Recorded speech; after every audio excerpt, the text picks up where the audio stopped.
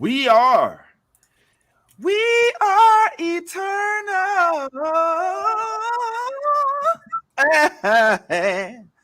Like the Mariah Carey Christmas songs, we are eternal, everybody. We gonna go ahead and get into it because if you are not living under a rock, you know that the Eternals did drop this week, and the overwhelming majority of us on this panel was excited about it. But let's just kind of get an idea of how we felt about it. I am glad to be here with y'all. My name is Vince, and I am joined by obviously the gang all up in here. You feel me? And I see Yaz is over here. What's going on, Yazzie?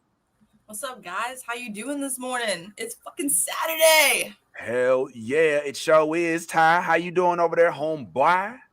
Man, you know I'm twerking over here, man. Oh my god. Whoa, it's good to have you back, bro. Somebody took your seat last week and they freaked me the fuck out like for 2 hours. Oh yeah? Yeah. One of my variants showed up? Yeah, it looked like it. Yeah, this variant looked like he'd whoop your ass too. Like I wouldn't want to rub it. All right, what's going on, Tyrone, my man? What up? Good to see y'all this morning. What's poppin'? I'm good. Good to see you, man. Stephanie is in the building. What's going on, Steph? Word nerd, Steph. I did not get enough sleep because my time was stolen last night. Oh man. Well, let's talk about it. All right. So Steph's time was stolen because she's saying that evidently the Eternals movie may not have been as dope, but let's just go ahead and go around the room real quick and discuss the newly released Marvel movie for this week, which we all know was the Eternals. And the Eternals did not disappoint for some people, at least for many. But let's go around the room and see what it is that we all thought about this movie that just came out this week. By the way, hopefully everybody had a chance to check it out, right? I mean, I don't know if we did or not. Everybody had a chance to check it out. Marvel, isn't it? You got that right. This is an A-list movie right here. So yeah, we're definitely going to check it out. So let's just start with Yaz. Yaz, did you get a chance to check it out? And just give us a couple words on what you thought about it, if you did. I did check it out, and I have some questions, but I didn't hate it. I actually liked it. I like the characters, and their different power stuff. I would say my words would be interesting. Interesting. Fair enough. Tyrone, homeboy, your words. Yeah, just in a few words. Beautifully shot, beautifully acted, costume, beautiful set, beautiful story, great. Just a complete film. That's it. Complete film. Wow. Heck yeah. All right. That's what's up. I don't know if that was choppy on my side or not, but it might I got be. My connection's not great. Your facial expression said it all. Evidently you liked it. That's pretty much Good morning to the comment section. What's going on, Seriously Black? What's going on, Ty, man? How you felt about the movie, homeboy? I'm gonna compact it into 4 words. Felt like an eternity. That's what I got for you this morning with that. Whoa, wow. Okay, all right. And Steph, spare no expense. Please tell us how you felt about the movie Eternals. In the words of Dave Chappelle, 2 thumbs way down. But I will cosplay Thena. Thena's outfit was beautiful. That's the one positive takeaway from this film. Thena was a positive takeaway. Okay, all right. Outfit, her clothing.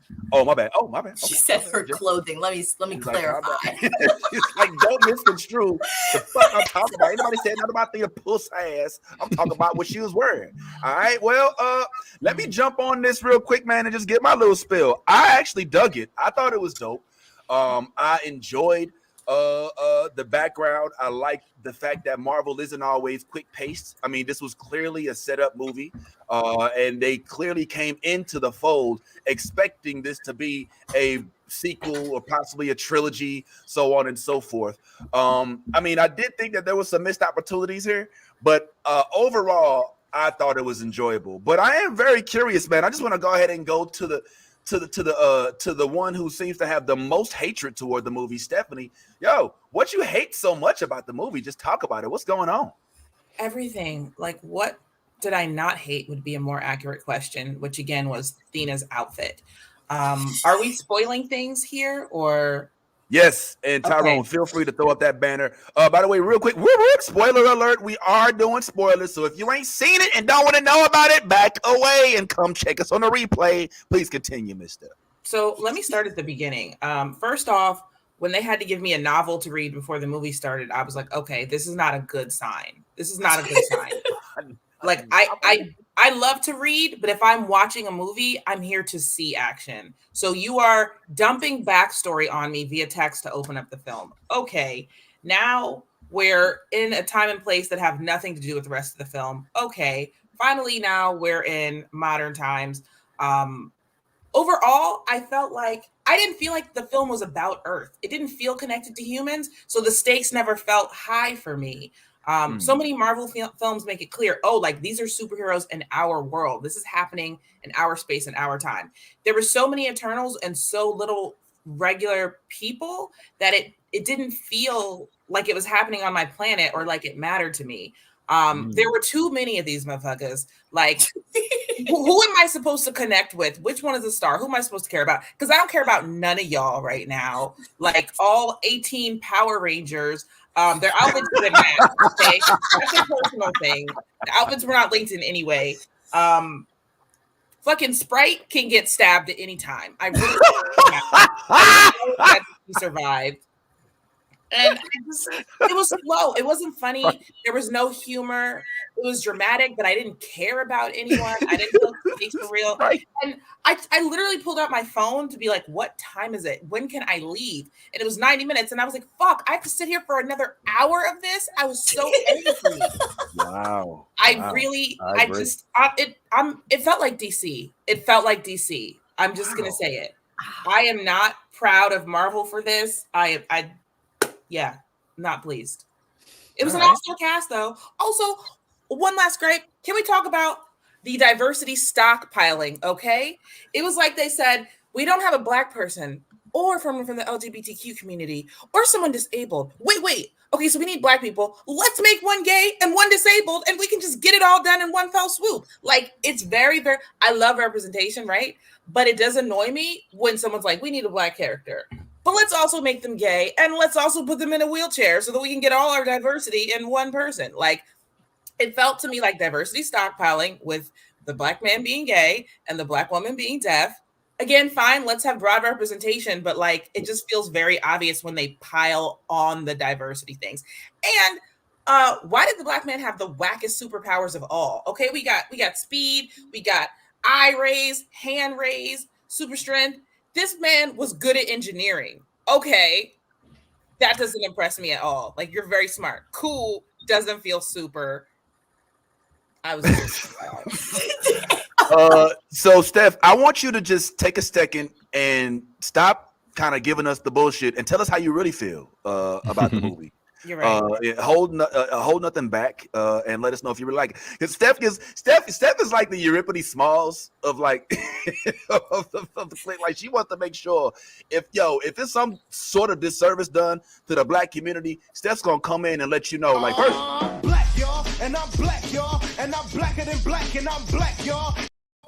I'm here to play that bullshit with y'all. Like, Stephanie is gonna let you know, like, listen, motherfucker, this is Marvel, but just in case you forgot. Blacker than Black, I'm blacker than Black, yo, because I'm Black and I'm back. It's not, don't play around with the Black community or the Black freaking characters, anybody, when it comes to Stephanie Ray Smalls, because she gonna get it to you. And don't you dare make them anything other than just Black, because goddamn it, ain't nothing other than Black. I'm just playing. That's a great observation. I love that Stephanie brings that up. I mean, I disagree with a lot of it, but it don't matter. So why don't we kind of combat this with Tyrone, who's normally our serial optimist. How you felt about the movie, bros? Don't hold back. Well, I do think it's important to address what Stephanie said first. I don't think it's a bad thing that the Black character was gay or that there was another Black woman who was deaf. There are Black gay men in the world. There are Black deaf women in the world. So, it's just something that's not inherently bad in any way. It just is. It's a matter of fact. So, I don't think that a disservice was done in that way. I think it's important to, to embrace everyone. But as far as the movie is concerned, I thought it was, I like the fact that it was bigger than just Earth. And I think if that is something that's going to be a negative for people, then the next several years of Marvel is really going to be hard for you because, we are going outside of Earth. we're going into the cosmos, we're going into the multiverse, we're going into the quantum realm. Like Earth is going to be a very small portion of what we're doing in Marvel moving forward. So I think that's going to be something for people to get used to and really kind of enjoy it. I mean, it's, these things are huge. These things are going to be more consequential than we've known. I thought they did a great job with the movie. It did feel long. I think it did. It definitely did feel long, but I think it was because they spent a lot of time building character, building connections, building story, and it felt like a DC movie. It kind of did, but it felt like if DC was making successful movies, if DC was making complete films where you cared about the characters and you actually saw, liked what you saw and you liked who you saw and stuff. That's what it felt like to me. It was a successful DC movie. So I think that overall, I really, really enjoyed it. I can't wait to see where this goes. I can't wait to talk about, the end credit scenes and, kind of the bigger stuff that this opens up, start getting into the Eternals lore and stuff. I'm excited. Yo, hey, look, I subscribe to that. That makes a lot of sense. Tyreem, any thoughts, homeboy? Oh, I'm with Steph. I'm totally with Steph. For the first 45 minutes of the movie, I dozed off twice. And that's a fact. That is an actual fact. I was fighting sleep for the first 45 minutes of the movie. Question: were you medicated? No, actually, and I actually went fully of my right mind. I was not medicated. And that's probably why why I was so locked in, and maybe why I fell asleep. I should have went medicated. But I did fall asleep twice. I did look at my watch like Stephanie and contemplate actually leaving. Me, I'm if I fall asleep twice or three times, it's like I might have to go home. But I do agree that there was a lot of backstory, just nothing that I really cared about. It was like, first of all, the previews had us under the assumption, I think a lot of people under the assumption that Icarus was somehow Superman. Spoiler alert, he's not. The powers of the other characters, Sprite was just thrown in. I really think she had no real significance in the movie, other than the fact that she wanted to be something that she wasn't. As far as the deaf character, I really liked her, but I think she was a copycat of Flash. That's what I started to notice. I started to notice that Festus was basically Cyborg. She was basically the Flash. We had Superman. Thena was Wonder Woman. And I need some more creativity, Marvel. Like we saw that. We saw that already. And a lot of people didn't like that. So I don't know what made you think we was gonna like it on this. So I don't agree with Tyrone when he says that this is a better version of a DC movie. No, those two things are oxymorons. We don't normally get good anything from DC. And this is coming from somebody who loves DC and has loved DC. But this right here, I was so disappointed, like on a whole nother scale, just because they've had time. You gave us Shang-Chi, which was an excellent film, and then you follow it up with Venom, and then you follow it up with Eternals. That's two back-to-back duds for me. Even and I know we'll get to it, and I'm not gonna speak on it too much, but even the end credit scenes for me, and the mid credit scenes were just lackadaisical. I was like, really? I don't care. If anybody knows about the mid-credit scene and who showed up, all right, cool. I was just like, all right. And then at the end, I'm like, so again, Marvel, you have not gotten the job done as far as all this time you've had to get things together. And I'm thinking that they still have no idea on how they're going to roll out Mr. Ali. So, for me not to be able to see that person, and see what you were going to have him look like. Yeah, I was like, yep, this is and for it to be 3 hours plus or 3 hours long, pretty much. Yeah, 2.5 hours, which felt like 3. You know what I'm saying? For it to be that long, and for you guys to say that they took their time with giving us the backstory and all of that kind of stuff, I felt like that was 2.5 hours of them not giving us a whole lot of anything, especially when the backstory that you give us is about, I feel like I'm just spoiling this shit crazy. Like you're killing people. You're killing people. You killed off people too fast. I understand there's many copies of these beings, and you can replenish them in the multiverse of madness and all of that. But I think Marvel's getting a little out of control with this killing spree that they're on right now. They're like, look, kill them. We'll bring them back next week. And that's kind of it for me as for this being an origin story. For you to be killing people, as many people as you killed in the first run, I'm just like, all right, well, okay, all right. So yeah, I wasn't impressed. Yes. I think you already kind of. I think you kind of already gave. I gave like a little bit, but I'll divulge into more. Well, I mean, I think I don't know if have we all forgive my highness. I mean, forgive my memory. Excuse me, but have we all already gone? Has everybody commented? You have. All right. You have. I think I'm on the same side as Tyrone. Like I thought that this was a good movie. I felt like the 2 hours and 12 minutes was warranted. I think that it was I think the difference between the Eternals and the Avengers is that the Avengers came all as a movie that already had preconceived characters who had already been established. Here's a movie where we didn't know necessarily everything about everybody in the beginning, so it might have took a little extra time as opposed to giving everybody their own movie and then putting them all in the Eternals. But I see everybody's point. I see Steph's point. There was a clear attempt in this movie to give us the diversity salad. There's no doubt. There's no the jumping around about that or not. As to whether or not it was warranted or not, I don't know.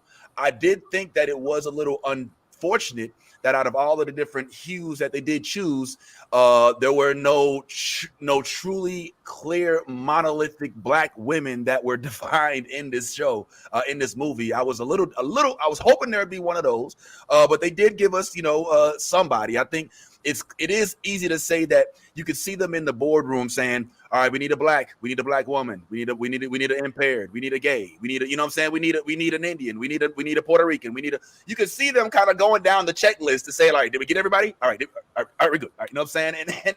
And they clearly achieved that goal. And if that's what they were going to do, that's fine. I don't think that it hindered the storyline for me. But there was clear attempts to get ahead of what some would consider exclusion as opposed to inclusion. But I actually liked one of my favorite characters in this was the character played by Kumail. And I loved how he kind of like he's one of these actors who doesn't really like to be quote unquote Indian stereotyped, you know what I'm saying? But he did a Bollywood scene here, and even though he had some weak ass powers, I thought he brought some humor, especially and weak ass moves. like you brought, since you did bring up his dance scene, that was some of the worst dancing by anybody. I mean, I'm sure the other Indian individuals that were dancing was like, dude, like what the fuck? Like you fucking this all up. He was terrible. Oh my god, he was fucking terrible. His Alfred made me die. I love the little boy that was with him was the best. Like man. God. She's like, how many cameras do you have? Yes, I have a. What he says, he's like, oh yes, I have a, one for every diamond. Yes, I love it when the little Indians folks, like when they, no offense, Mr. whoever's out there, but I don't understand why it is I have to only have one camera, it's just like, but I don't know, man. Now I am interested in the confusion. All right. Now we can all have we obviously have our different opinions about the quality and whether or not the movie was great or not. But do we understand everything that happened in the movie? I know Yaz said she had some questions and was confused.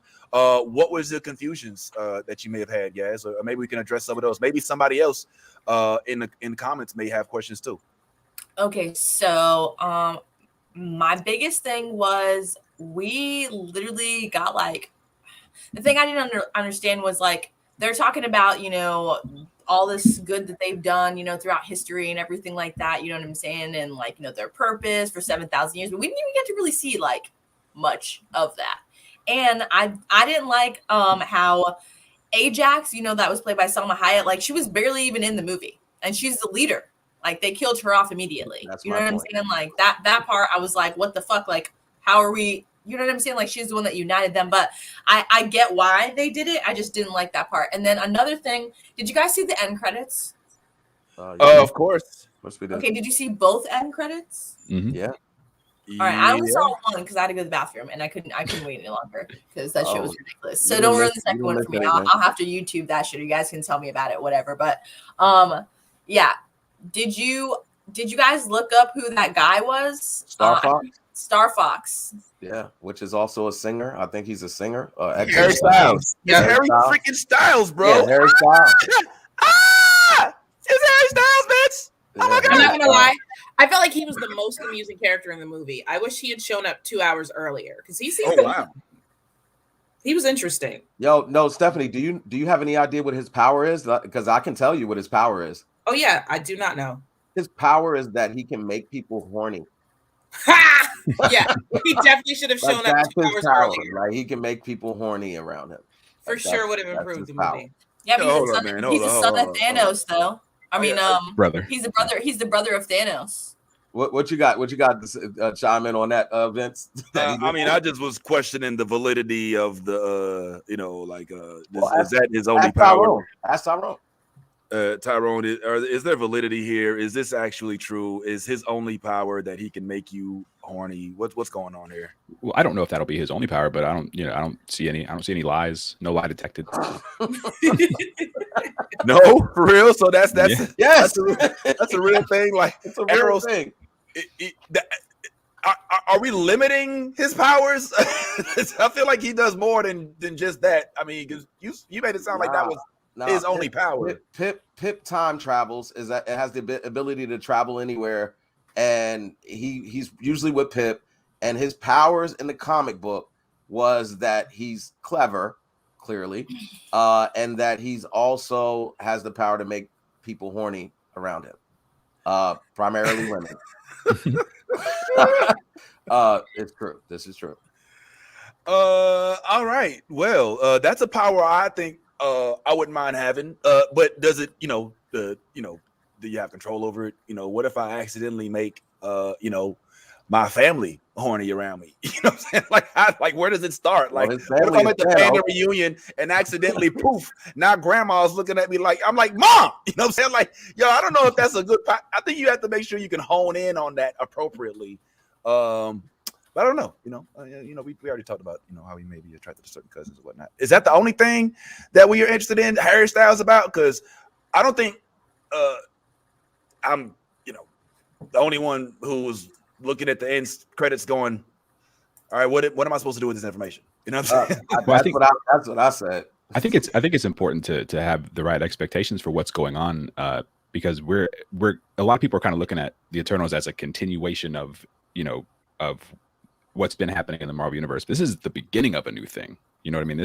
It's like kind of, when we finished Iron Man 1, it's like, we got a little bit of a nod to the Avengers Initiative, but other than that, we didn't really know what was coming. You know what I mean? We were like, okay, we have a general idea of what we're getting into. We know some of the movies that are coming up, but we don't know how, we don't know who, that kind of thing. So this is another beginning. This is going into completely different territory. They're going to be, with this saga anyway, they're going to be getting away from, the stuff that's established already as far as, the Earthbound stuff and the multiverse stuff. I think we're going to be getting into completely different territory. So that's why it seems right now so nebulous or so, just kind of a little bit vague at the moment because we just don't have all the information yet. And I feel like that's intentional. Yeah. Well, I don't think that this movie was too much different from most Marvel movies where, there's plot holes intentionally put into it that they can fill in later with a movie or a series. You know, I mean, I don't know, man. I'm now listen. I have learned ever since I suggested Mortel that my opinion of a lot of things may not be on par with the general public. So I'm going to sit here and just say as an outlier that it's not the first time where I'm shocked by the the lack of content that we're getting from the overwhelming majority of the panel here. I honestly thought that me and Tyrone was going to have drinks all around and was going to say, yo, look, man, another successful Marvel movie, especially after Venom, because Venom was very bad. But also, we can't blame the MCU for that one. That that's Sony. They fucked that up. That wasn't MCU. This one, I felt like this one, despite its shortcomings, was still better than Venom. I agree. But I do think that it definitely has room to grow. How do we feel about the Game of Thrones brothers being in this movie? As you all know, I thought that it was kind of cool. One thing that I thought was cool, and don't let me speak only, but I like how Marvel isn't afraid to make DC references. There are multiple DC references throughout this movie. DC doesn't show the same love to Marvel. You don't hear about Spider-Man in Justice League. You don't hear about Iron Man in Suicide Squad, but they will talk about Superman in the Eternals. They'll talk about Batman in the Eternals. I mean, there was a distinct attempt to get ahead of what Ty was basically saying is copycatting when they did have that little conversation between Mr. Fastos' family and his son. And his son, exactly. And they were just basically like, yo, look, it's Superman. And he's like, nah, bro, that ain't Superman. I don't wear It's like, well, I mean, he flies. He's got a lot of power. He shoots from his eyes. He's like, oh, well, I don't have a cape. It's like, motherfucker, you're Superman. You know what I'm saying? It's like those people that moved from New York 20 years ago and say, I'm from New York, but they're only 20 years old. You're from Florida. Admit it. And it's okay. And so I think that that's kind of cool with DC, but it also does clearly show the similarities in the two comic books, even though some would say Jack Kirby stole this directly from the DC storyline.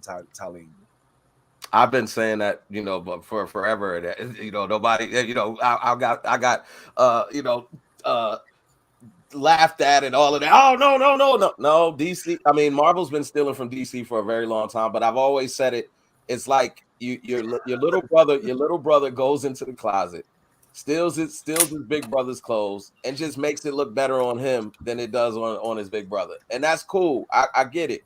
But again, I mean, they were knockoffs. Like, even if you're gonna emulate them and claim to do them better, like, then do them better. Like, this guy, like, Icarus's power was just that he had eye beams. Outside of those eye beams, he was a little strong. I mean, he could fly. Yeah, but he wasn't invulnerable.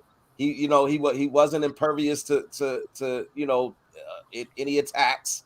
There were multiple times in the movie that he was kind of he was getting his ass handed to him. So like, I wasn't impressed with it, man. Like, I mean, again, like, the fact that they was killing people and doing all of this all in the origin story just because you showed us that, oh, we have thousands of copies, so if one goes down, we'll just replace it with another copy. Then, it's like, man, it was like bad. And then you mentioned the brothers from Game of Thrones. Kit Harington was in the movie 3 scenes. He was in the movie 3 scenes. Well, yeah. Well, I mean, he's not necessarily like a legit Eternal. You know what I'm saying? I mean, it's not that. That's any kind of Eternal. No. I'm not saying anything about him being an Eternal. I'm saying that you marketed him as though he would have a bigger role or somewhat of a role in the movie. His role he didn't have a role in the movie. One day y'all gonna learn about Marvel trailers. One day y'all gonna learn that Marvel trailers are always intentionally trying to mislead us, so we don't know what the hell's going on. It's a thing that they do, and it's a very intentional thing, and it happens every time. I be trying to tell y'all. Man, and also I don't know what he was marketed. I mean, he was one of the people in the commercials And there was a whole bunch of scenes in the commercial, so there was no plot line. There was no trailer that showed like he was the lead and that he was the hero or the main protagonist. I mean, you may have thought that in your head, but no. I think you misinterpret what I'm saying. I'm not saying he had to be a main character, but what you did was you brought him in, you showed him, and then you never like you alluded to this and alluded to that, and then we don't see him most of the movie. He comes back at the end of the movie. You know what I'm saying? You allude again, and then you go to the end, and then instead of you finally, at least, I'm gonna tell you what Marvel could have did, and I would have been happy if they would have at least let him touch the fucking sword. Just touch it. But that's a different movie, though. I mean, that's a reveal. That's a whole reveal. No. I understand that, but we're talking post-credit scene, which usually lines up the next movie. So what I'm saying is that you could have at least allowed him to touch it. We could have seen his armor. We could have seen him at least, turn into his thing. It was bad enough you didn't do that. Then you give us Mahershala's voice. You don't even let us see him because you haven't figured out how you want to roll Blade out yet. And that's clearly what it was. They don't know how they want to roll Blade out. And you've had all of this time. Well, I would disagree with that. I mean, that movie's in production. That's not what I'm talking about. No, but the idea that they don't know what they're going to do with it just doesn't jive with the reality. No, the reality is, if they did know what they were going to do with it, why do we just hear his voice from a background instead of showing him, just like they do with so many other characters? We saw, and I'm gonna give you some examples. Adam Warlock at the end of Guardians of the Galaxy. We saw him in his tube. We actually got to see him. We only saw the pod, which is going to be used to create him. We never saw Adam Warlock. Right. That's not true. You saw him, and you saw his face in the tube. But all right, well, I mean, I'm not gonna argue. Y'all can go back and watch it. But well, I mean, just to intersect real quick, even with them showing him, he didn't do anything. I mean, and it was a breach, and that was damn near an Easter egg. Like, you damn near had to look in the background to find him, Tyrone. Talene. So I mean, I don't know if that one necessarily counts, but I love the passion. Keep it coming. What else? So I mean, like for me, that's why I said earlier, like, the mid-credit scene, you give us Star Fox, and again, I was just like underwhelmed and Pip. I do like Patton Oswalt. I mean, I know that's who's playing Pip. But these are characters that I'm really not that excited about. And then when I hear Mahershala's voice, I got excited, but then I was like, oh, they're not even going to show him. Like, we can't even see the shades. You know what I'm saying? What are you talking about? Oh, so you don't know? Mahershala's voice was in Eternals. Oh wow, that was Mahershala Ali. There's two post credits at the end. So the post credit at the very end of it, when he says to him, "Are you sure you want?" What does he say, Tyrone? Are you sure you want to do that, or something? Are you sure you're ready for that, Mister? You sure you're ready for that? Whitman? Yeah, that was Mahershala Ali. That was Blade. Okay, I'm having, and you would have known that if they would have just showed like something. Like, let me just. Well, let me just say this: for somebody who's complaining the movie was long, you sure seem to be begging for more content in it. You know what I'm saying? Like, you can't. I mean, which way do you want it? You're saying in one hand, you're saying there's way too much shit going on. It's way too long. I felt like I binge watched a couple Netflix series. It was a 3-hour long movie. On the other end, you're saying, yo, what the fuck? Why didn't they expand on this part and say more about this and do more with the credits? It's like, yo, which one? Even if they take any of your advice and they expound on Blade's character, then now the movie is even that longer and even more complex. If they don't, or you just take out some of the bullshit that you gave us. That's what I'm saying. Like, who the fuck really cared about the fact that they was in where was that? Mesopotamia? They were in Mesopotamia. Like, I don't care about that. It's a key plot line. It's meant to show the relate. Oh my god! Listen, the only thing that was key in that moment was the fact that they were showing us that Thena was going through a critical moment where she caught something that she can't get rid of. Yes, the mad wiry. They showed us that, and then right after they showed us that she got the wiry, they laid her down on the thing. Then we watched. I think I want to say maybe 5 minutes of of just war going on down there until Druid or whatever his name was? No. What we also saw was the relationship built between these two lovebirds. Oh shoot, if I can ever find their picture. Shoot, I can't. Well, you know what I'm talking about. So they had to show us that twice then. Yeah, the main chick. So they had to show us that twice then, right, Vince? They didn't have to show it anytime. They showed it because I think it was a key part of the whole show, because we were supposed to not know that Rob Stark's his character was so I know, I can't remember his name right now. I can't remember his name. Exactly. Shit. But the point is, like, they showed the love between the two of them so that it will be more significant in the end when he ends up turning his back, and they separated themselves in terms of their philosophies. You know, one is like, look, we need to abandon what the Celestials are trying to force us to do. The other one is like, yo, hold the fuck up, man. We were built to be the servants to the Celestials, so we do what the fuck it is that they say. So they had to they, at least in these instances, they were not only showing the relationship that the Eternals had with modern humanity during that time in 400 BC, but they also were showing the relationship that the two star cast members had, in addition to the wiry that Athena had, which ultimately put her and Gilgamesh together. So there was a lot to unpack with those scenes. Although I will say, why there? Again. So you're telling me they needed to unpack it another time, because they did that again further. No, they didn't unpack it. They introduced it there, and then they revisited it because it also is that timeline did not. I mean, the beginning of the movie, they were talking about how keep revisiting it because that bitch just keeps attacking them. So we got to know why she's fucking like going crazy, because this bitch is just like fine one second, then the next she's like trying to fucking murder you with her damn fucking spear and shit, her trident. On that note, while I have your attention, do you guys want to know who my bitch of the week was? Oh, don't tell us yet. Oh, is it? Oh, don't tell us yet. Oh. It's in this cast on the right. Okay, don't tell us. Right. Unveil it at the end. Unveil it at the end, because I'm like really excited about the bitch of the week. So hold that thought. Even if you want to text me so I can put the picture up, let me know. But yeah, I really want to know what the bitch of the week. And I actually had a Stephanie question.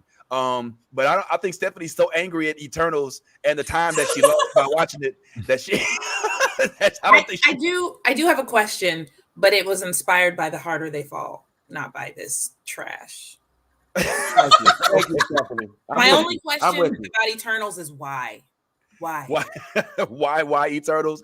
All right, yo, I love the fact that we had different opinions about this, and please hold that thought, because we will definitely be talking about Harder They Fall. And believe it or not, we actually have, hopefully I don't curse this, somebody from the cast of The Harder They Fall that's going to be joining us around 10 o'clock. So don't change that dial, everybody. We're going to be talking about The Harder They Fall, which I think was one of the dopest. Well, I'll tell you my opinion on it in a little bit. Just to kind of go back real quick on the Eternals and kind of finish up this whole this clusterfuck which we have.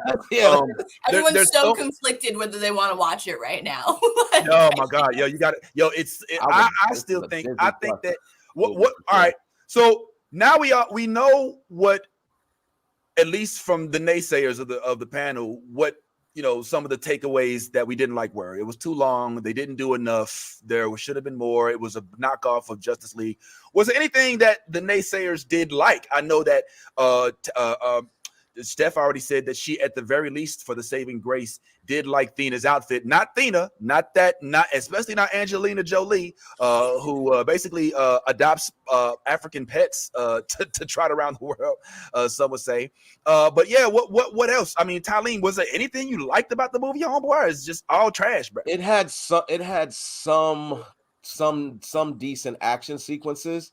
But again, like they didn't tap into, like, what was the purpose of that one deviant absorbing powers, and only to finally at the end get sliced the fuck up and never really fully utilize the powers that he had been given or taken, rather. Yeah, that's a good question. People, like that.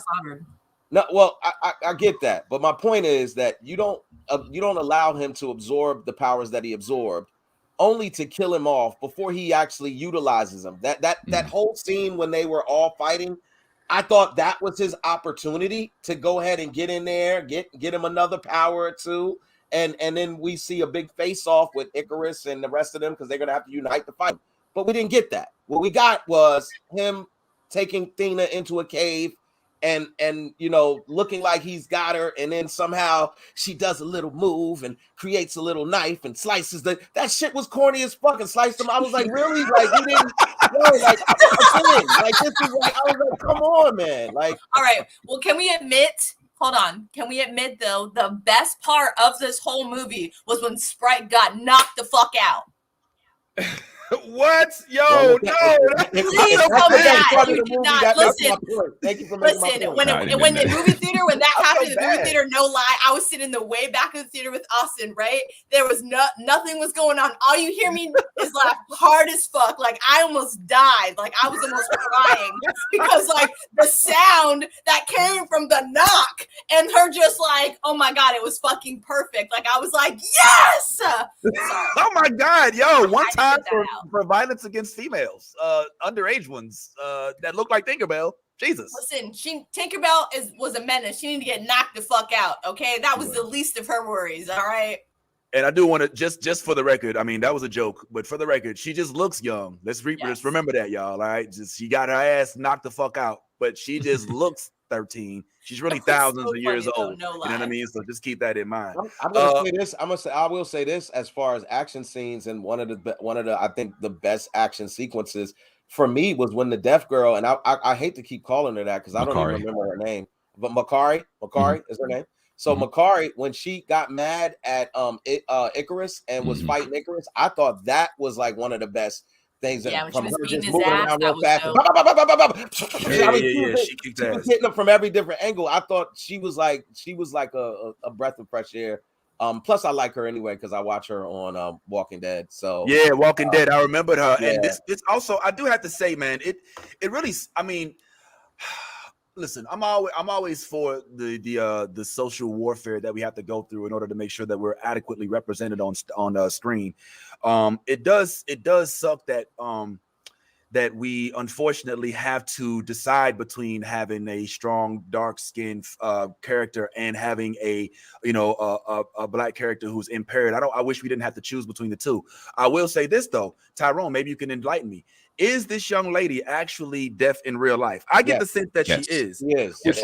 Which frankly makes this role all the more impressive for me, at least.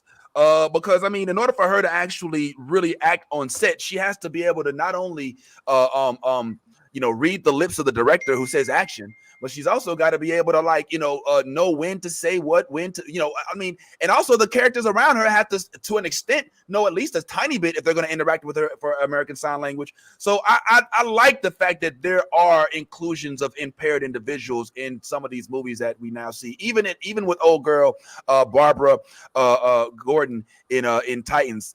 Despite that show sucking, I like the inclusion factor, but you're never going to get me to basically say, yeah, look, now it's cool that we don't have like a dark skinned black. Like I don't think that just having one dude is okay. But I also see that there's a wide array of shows. We do still have the Marvels movie coming in terms of Captain Marvel, and we have a lot of other represented like Ironheart and others like that. So I get it, spreading it out, but still, you're not going to get me to back down on saying, look, you can't always include them because they're the backbone of the universe anyway, as far as I believe. But yeah, man, I don't think that's that bad. I think that was kind of cool. I mean, I guess your favorite part is seeing Tinkerbell. I'm sorry, I just like that. No lie, like Austin even looked at me and he I literally made everybody in the movie theater start laughing because of how funny how hard I was laughing. Like people were like they didn't know, and I'm just like, duh! Like I lost my shit. I'm sorry. God. Like I was waiting for something to happen to her. You know what I'm saying? Like I knew they were gonna kill her, but it was just like it was perfect. The sound, everything, and I'm like right next to the speakers and shit. It was oh my God. It was. I couldn't have done it any better. It was fucking hilarious. Like It I was was, waiting it was. for it. But other than that, I mean, I liked the movie. I didn't think the movie was bad. I do think it was a little bit long. I'm not gonna lie. I was checking my my phone and seeing like how many hours I was in already and stuff. But I did like the movie, and I liked the characters. I just wish that like we could have gotten to know Salma Hayek's character, because she seemed like she was a badass. You know what I'm saying? Like her leader and shit, and they just like killed her the fuck off. So I didn't like that, and I don't know. I liked a lot of aspects of this, but some things I didn't see like Marvel's normal-esque on it. So it just kind of like it kind of had me a little worried as to what's going to be coming. You know what I'm saying? Like Sirius Black said, you know, Endgame, it's 3 hours long. You know what I'm saying? Like, and I wanted more. You know what I'm saying? Like that's what we're looking for in these movies. And Marvel is like, I feel like they're kind of getting us there, but I don't know. I hope they're setting us up for like a juicy sandwich at the end of the, like, you know, this whole debacle, because I don't know about these superhero movies lately. Well, I do just want to say Endgame wouldn't have been possible without 10 years of building up movies before it. Yes. You know what I mean? So to get 3 hours worth of that kind of, so this is the beginning of something else. So it's like, right, you know, we are starting new stories, we're starting new journeys. So the beginning is not going to feel like the end of the last one, which was just, you know, it was craziness. It was mostly action. It was, you know, it was characters that we know and love that we've known for 10 years. Finally, you know, making their big sacrifices and getting their big moments. This is the beginning of that journey again. And I get that, but you gave me so much. You gave me so much in Falcon and Winter Soldier. You know what I'm saying? The series. Well, again, you know, about like several you know, movies with those guys. Yeah, several. You know. Well, no, but I'm just saying like the TV What about Sean series. Speed and Tyrone? Because that was a beginning movie, and they did an excellent job. Right. Yeah, exactly. What's the cop out for that? For that? No, I agree with you. Shang-Chi did an excellent job, and I think in this movie they did an excellent job. So I don't disagree with you that Shang-Chi was a good movie. I guess that was a bad question to ask you, because you do believe it was good. I agree. I want to tap into what Tyrone is doing. He is bringing in the complexity of these movies and trying to take it out of the simplicity of that. Look, movie equal good, a movie equal I get this, that, the third. I think that there might be a little bit of, we might be getting a little spoiled. You know what I'm saying? Like like Marvel has done what we may have wanted, what it sounds like we may have preferred is to have a Thena movie, have a Salma Hayek movie, to have a Black Knight movie. Like, we don't even want a movie about a group anymore if it hasn't been established with all of the characters independently, so that we can have some sort of character arc to know them by, as opposed to being force-fed a 2.5 hour movie in which we have to learn everything about everybody on the spot. I disagree. I think me and Tyrone, we like, look, bro, I don't give a fuck. Like, goddamn, we ready. Everybody else is like, nah, man, look, I want a Mahershala Ali movie now. And if you don't give me the whole movie, I don't even want to hear his voice. You know what I'm saying? Don't even put Harry Styles on here, because he can only make niggas fuck around him and chicks fuck around him. You know what I'm saying? Don't even talk to me about Salma Hayek if she's not going to be all the way there to the very end. I mean, like, some of the stuff that we're speaking about here, like especially when it comes to like Salma Hayek, she wasn't gone. You know what I'm saying? Like, she kind of did the Obi-Wan thing, you know, where she was like, you know, dead, but still spiritually alive, and she was able to kind of confer all of this, you know, her greatness onto the next. If it wasn't for her passing, now low key, I get Yaz. I get why Yaz wants Salma to last a little longer as the Latina representative. Ya tu sabe, yo, mira coño. She wants to make sure that, look, why the fuck the Latin bitch got to go first, right? For real. Yeah, and I do want to add that I'm not trying to talk you out of not liking certain elements of the movie. If you don't like certain story elements of the movie, that's totally cool. That's an opinion thing. But I do, as I normally do, I want to separate the idea of something being poorly made and just being something you don't really like. Because this was a very well made movie. The story was, the story was tight. I mean, it was well told. You know what I mean? Just from a plot aspect, from a filmmaking aspect, it was told well. And it's okay if it's not everybody's favorite, but I just wanted to, I want to make that distinction. That's all. In other words, look, you guys, you can think what you want, but you're wrong. The movie was great. Well, you know what's funny about that is when you, and again, I said this, last week, and I'll say this again. I don't put too much validity in critics, but I do put stuff in audiences. So when I look on online, and I see that this is well under any Marvel movie before, where you're at 50-something% when it comes to audience views. And with the audience, I'm just gonna leave this right here. There you go. I mean, you got 86% audience. You got listen. That 48% for me, that's critics. That's critics. But Mhm. and the 86% is probably something that just popped up because people are watching it. Yeah. And a lot of people are like you got. Listen, a lot of people are like you guys, where you all things Marvel, even if they're bad. You know what I'm saying? Like you still bullshit, bro. We just roasted the fuck out of Venom. Yeah. Bullshit, bro. Can I finish what I was saying? Not if you lying. Not if you're I right. haven't even Slander finished me. what I'm saying. I haven't even finished what I'm saying. What I'm saying is, like, there are a lot of people out there like you guys. Even if a Marvel movie is bad, will click the like button, and a lot of them don't even watch it. They'll click the like button. So that idea that the 86%, when I just saw it just a couple of days ago, and it was like actually a day when the movie dropped, or even before that, when people reviewing it before, it was well under that. But again, this is before it came out. Yeah, before it came out, it was review bombed by a lot of people who didn't like the LGBTQ characters and et cetera, et cetera. Yeah. But my point, the point that I'm making is Marvel has been consistent with giving us good content, period, especially over the last year or two with all of the series, with everything that we've been getting in waiting for these type of Marvel movies to come out. So we have gotten a lot of content. So when it comes down to something like this bombing, and I feel like holy shit, I feel like it bombed. I mean, listen, Shang-Chi made 17 million, I think, day one or something like that.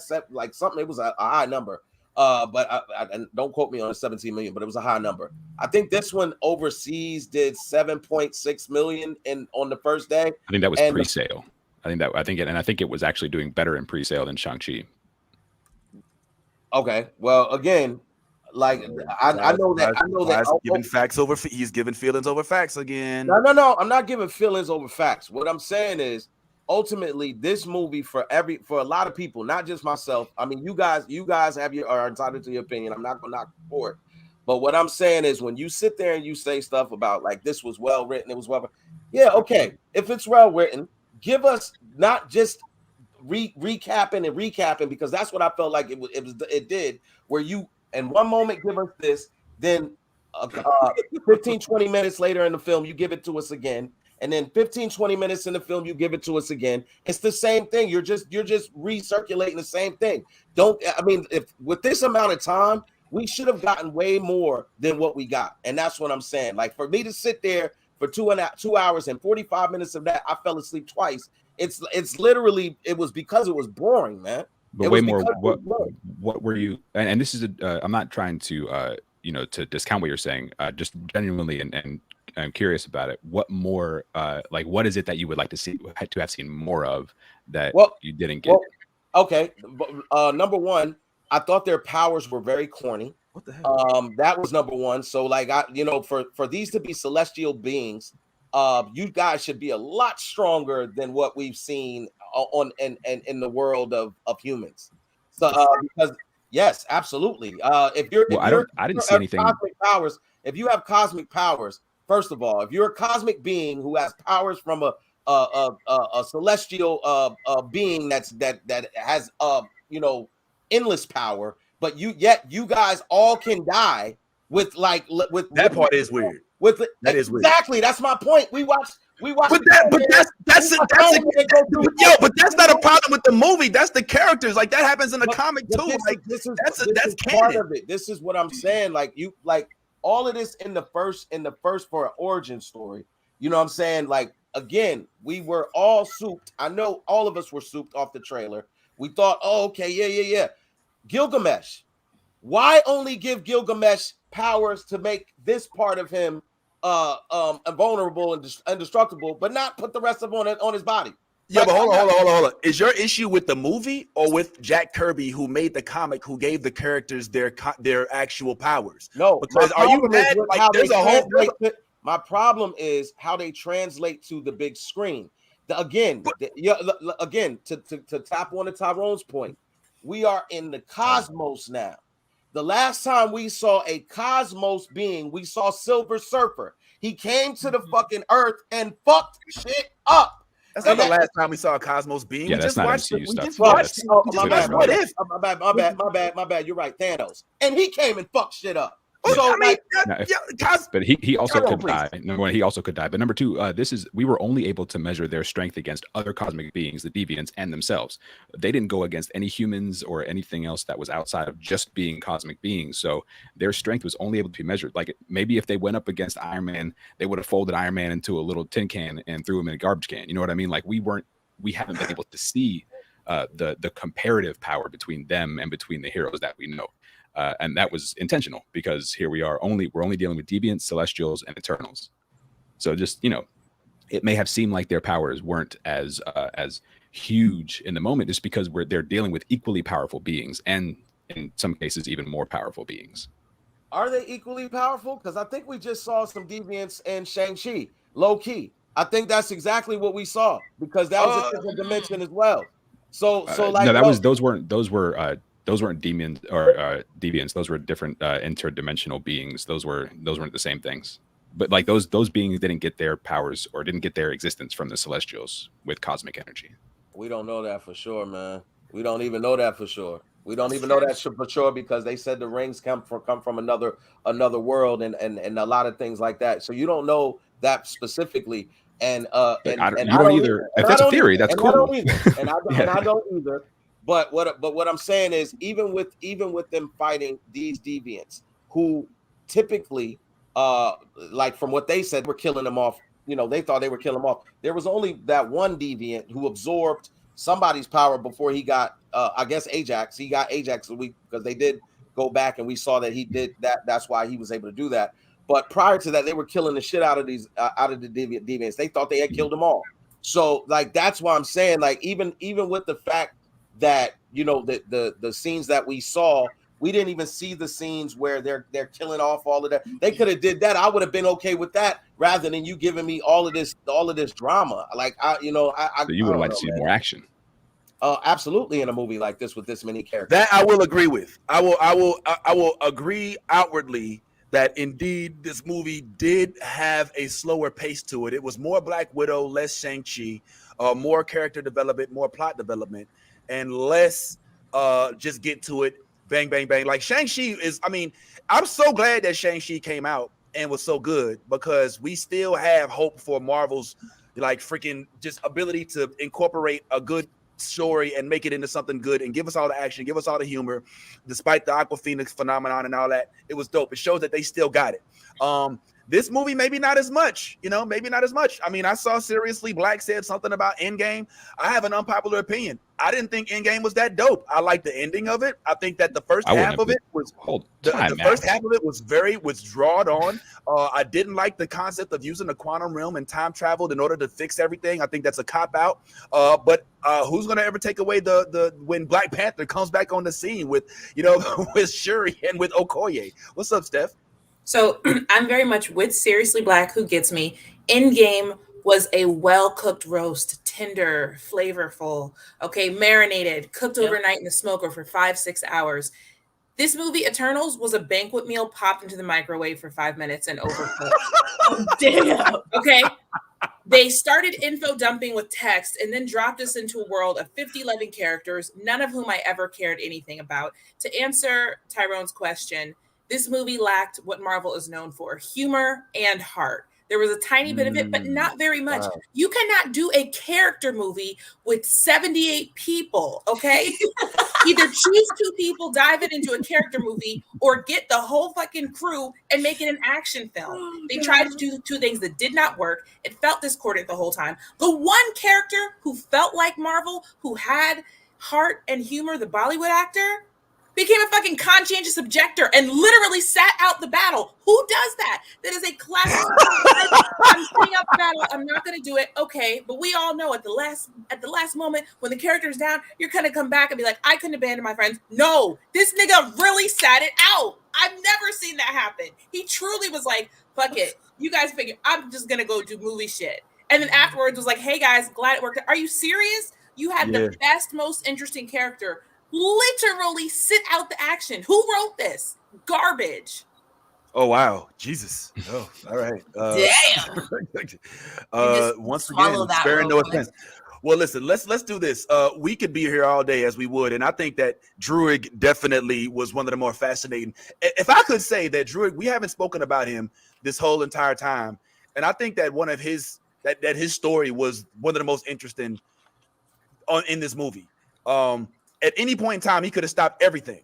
Right. At any point in time. Like, Ty, you talk about people that have lackluster powers. Here's a dude who basically has Cerebro in his head. All right. Maybe. And could stop everything at all points. Maybe. And basically they was like, yo, you're too strong. Don't do that. You know what I mean? And I think that that's kind of weird. And the reason I say maybe is because he what we saw him do was control human beings' minds. Weak minds at that. Because he couldn't do it to a celestial. That was that. Like, but he can do it to humanity. My point was that you said that he's like the Eternals are basically, they're Earthlings that are just as powerful. What I'm saying is he did that to human beings. That's not necessarily humanity when you're talking about powered individuals. Because they're a little different. They're a little different than regular human beings. Regular human beings are just regular human beings in the MCU. Then you have powered individuals. You have people like Thor. You have people like so does that work on people like him is what I'm saying, because you could take over a whole bunch of human beings, but what good is that going to do you if Thanos pulls up? You know what I'm saying? Thanos can annihilate all of that. So we're going on a tangent. We're not talking about how strong this individual is. We're talking about the fact that he had you just said. No, you just said how strong. You said that he was not stronger than the Eternals weren't stronger than humanity. My point is that at the beginning of the movie, Druig could have said, you know what? Instead of us even farming humans for the purpose of birthing celestials, let me go ahead and communicate to every human on planet and tell them to jump off of a cliff. Tell them not to do shit. Tell them to worship me. Tell them that at any point in time, he kept saying it in the movie. He's like, yo, I can stop all this. At any point in time, I can stop this. He's like, I don't. You know what I'm saying? Yeah, he could stop the humans, but he couldn't do shit for the deviants. But I'm not talking about the deviants. I'm not talking about the deviants. I'm talking about the fact that oh my God, look. No, listen. No, bro. You're saying he's extra powerful, and all I'm saying is I didn't say he was extra powerful. I said that he's not. You're saying that he could have stopped all the human beings. Again, nobody cares about humanity. Nobody humanity is the purpose. That's the whole reason. What I'm talking about no one cares about humanity in the comic book realm. What I'm saying is, when we're talking about the people that we're talking about superheroes and villains. What I'm saying. Like, does his power equate? Let me time out. We're having two different arguments. You're arguing whether or not he's powerful enough to beat up everybody in the universe.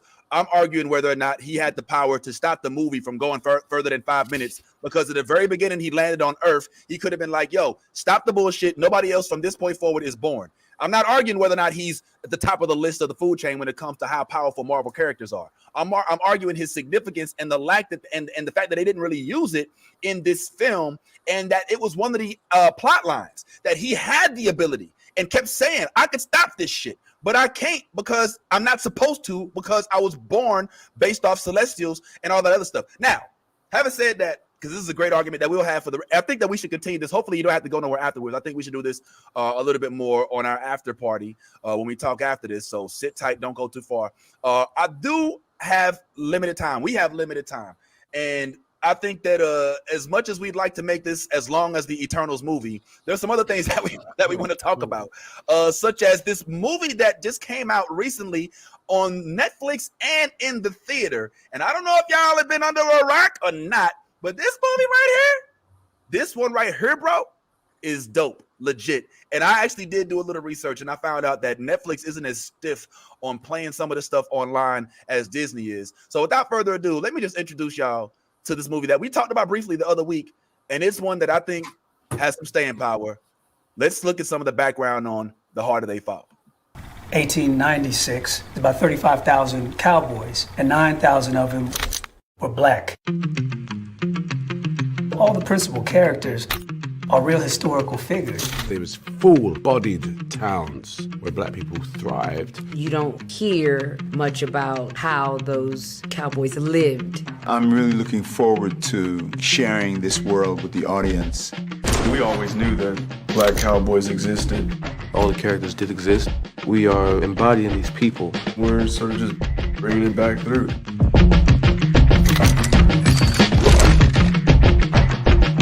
Well, I think that's a step in the right direction. Now we get to show it. Representation is the invitation to dig deeper into culture. Representation is everything, and when you see yourself, you can believe in something.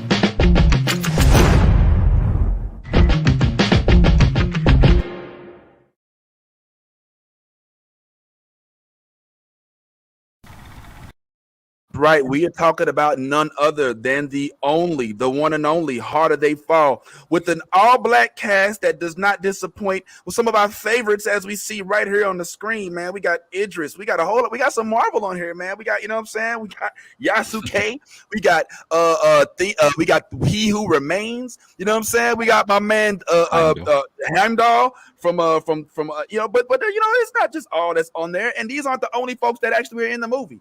A friend of mine, I mean, somebody that I actually know did play a significant role in this movie.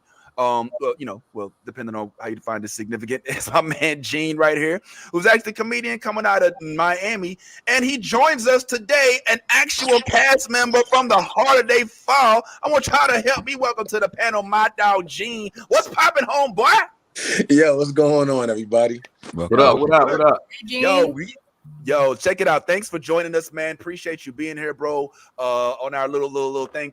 We all in honor. I just gotta say, when I saw you posting the pics of you on set, I was like, I know him. That's my boy. We was on TV together. Hold on. Let me just slow this train down real quick.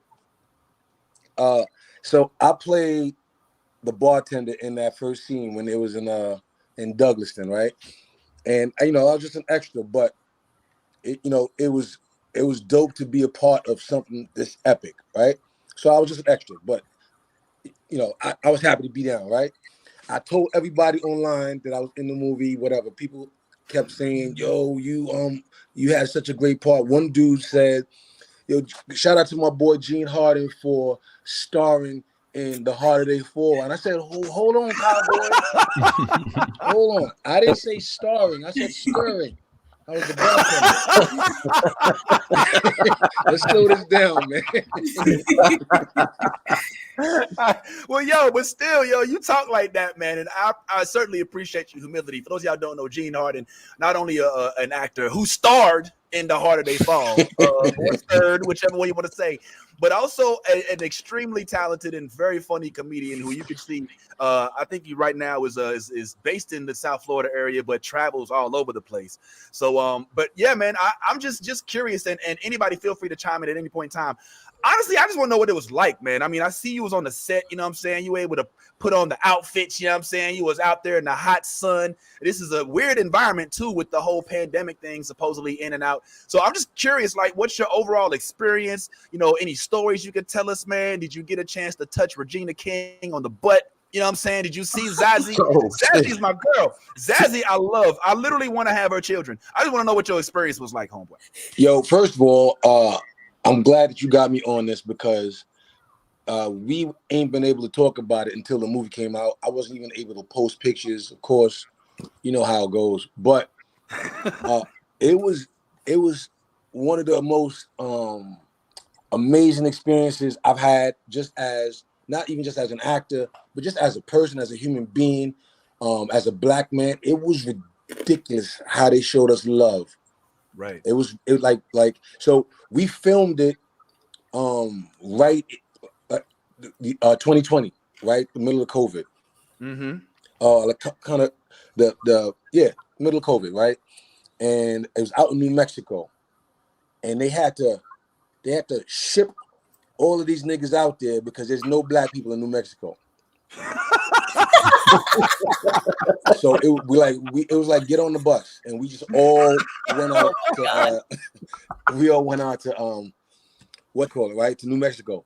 And while we was out, any chance I don't know how to work this so I could get this off of my sleepy face. I want to see y'all.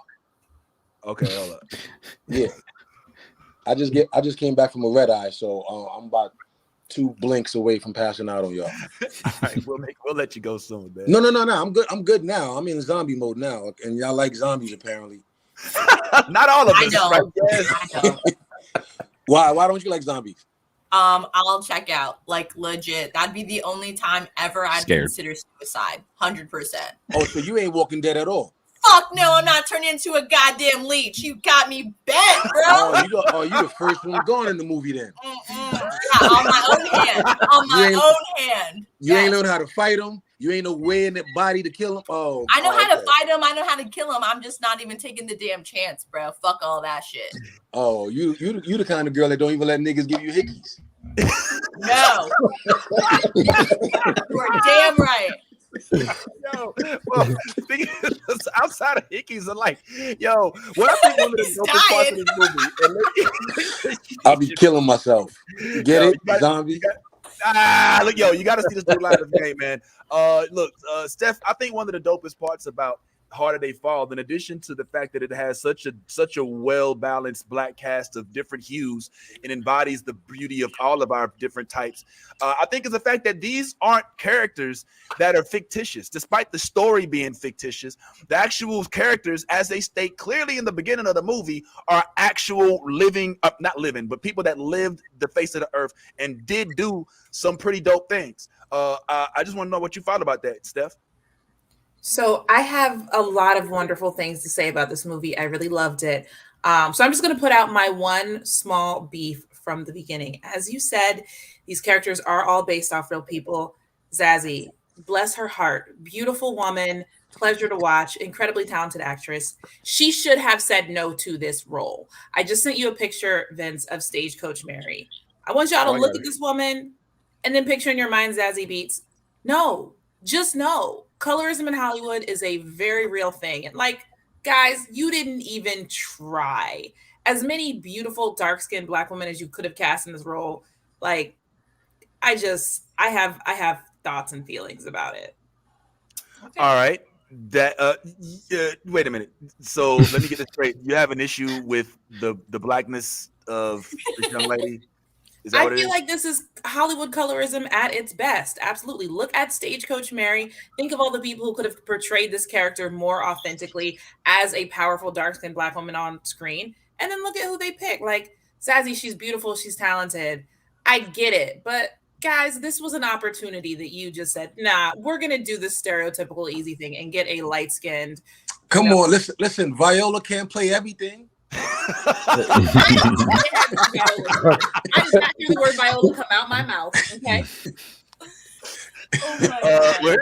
Gene, just in case you didn't know, Stephanie,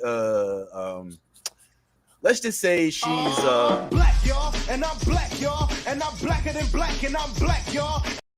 Just in case you ever forgot, she's gonna make sure you know.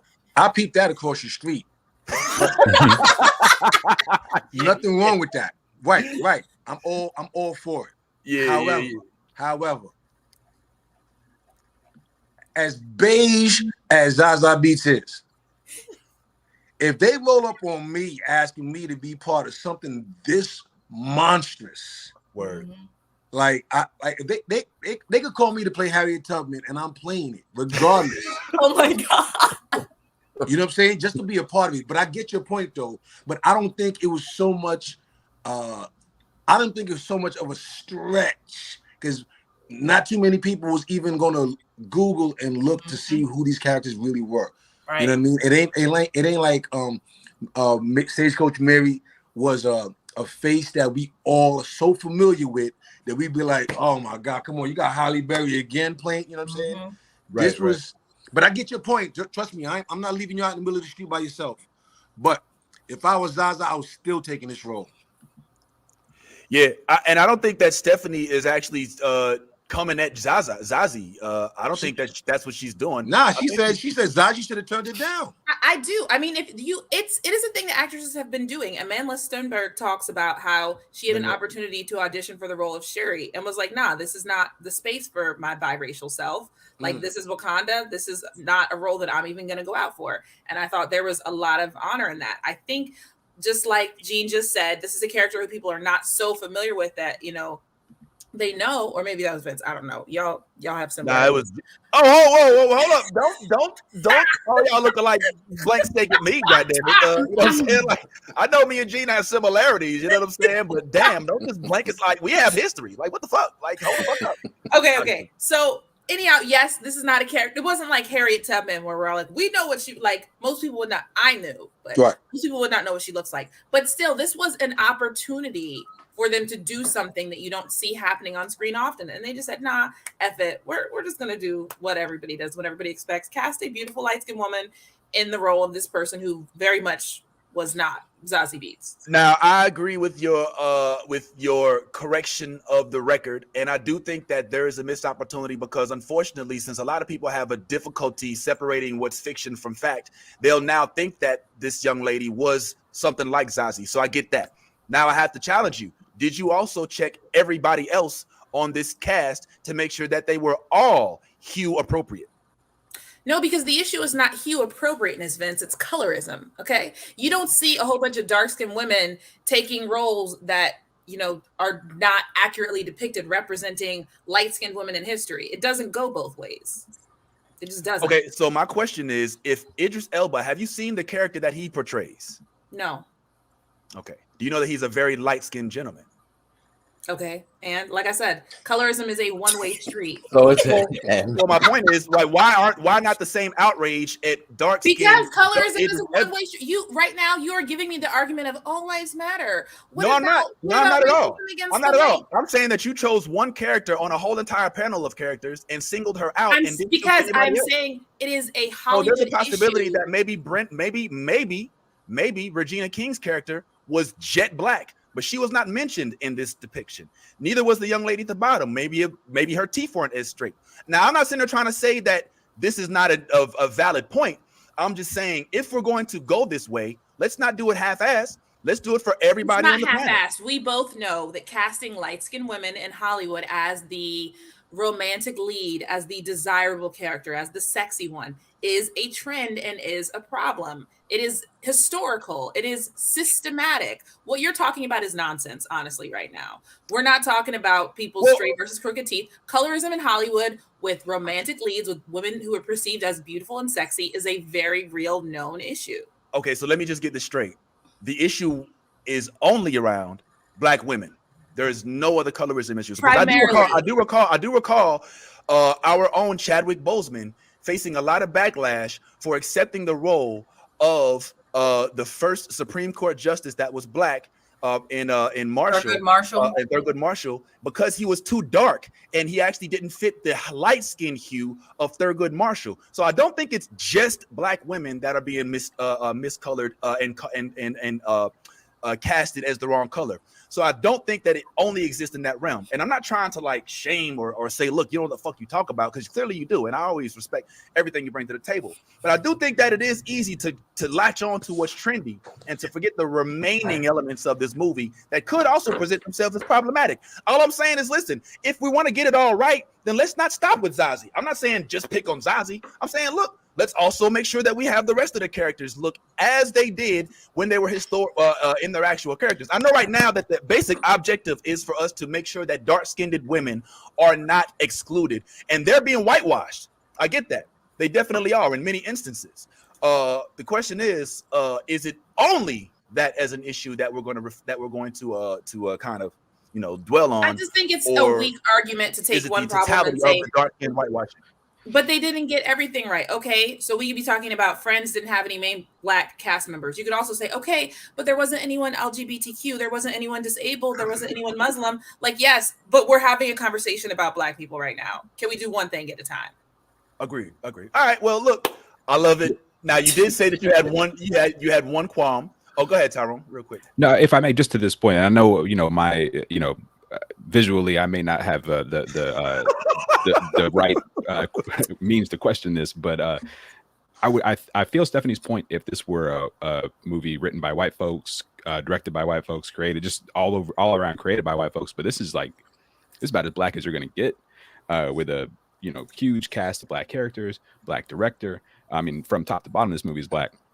So I don't know if I could accuse this group of colorism. You know what I mean? Because it's obvious. It seemed obvious to me when I watched this movie that that black is beautiful. Period. No matter what shade it is, and that's what I got from this film. So the light skin representation was, I think, much smaller than the dark skin representation in this movie. I just think to me, I think they just kind of nailed it. But and you, Tyrone, as the head of the light skin coalition.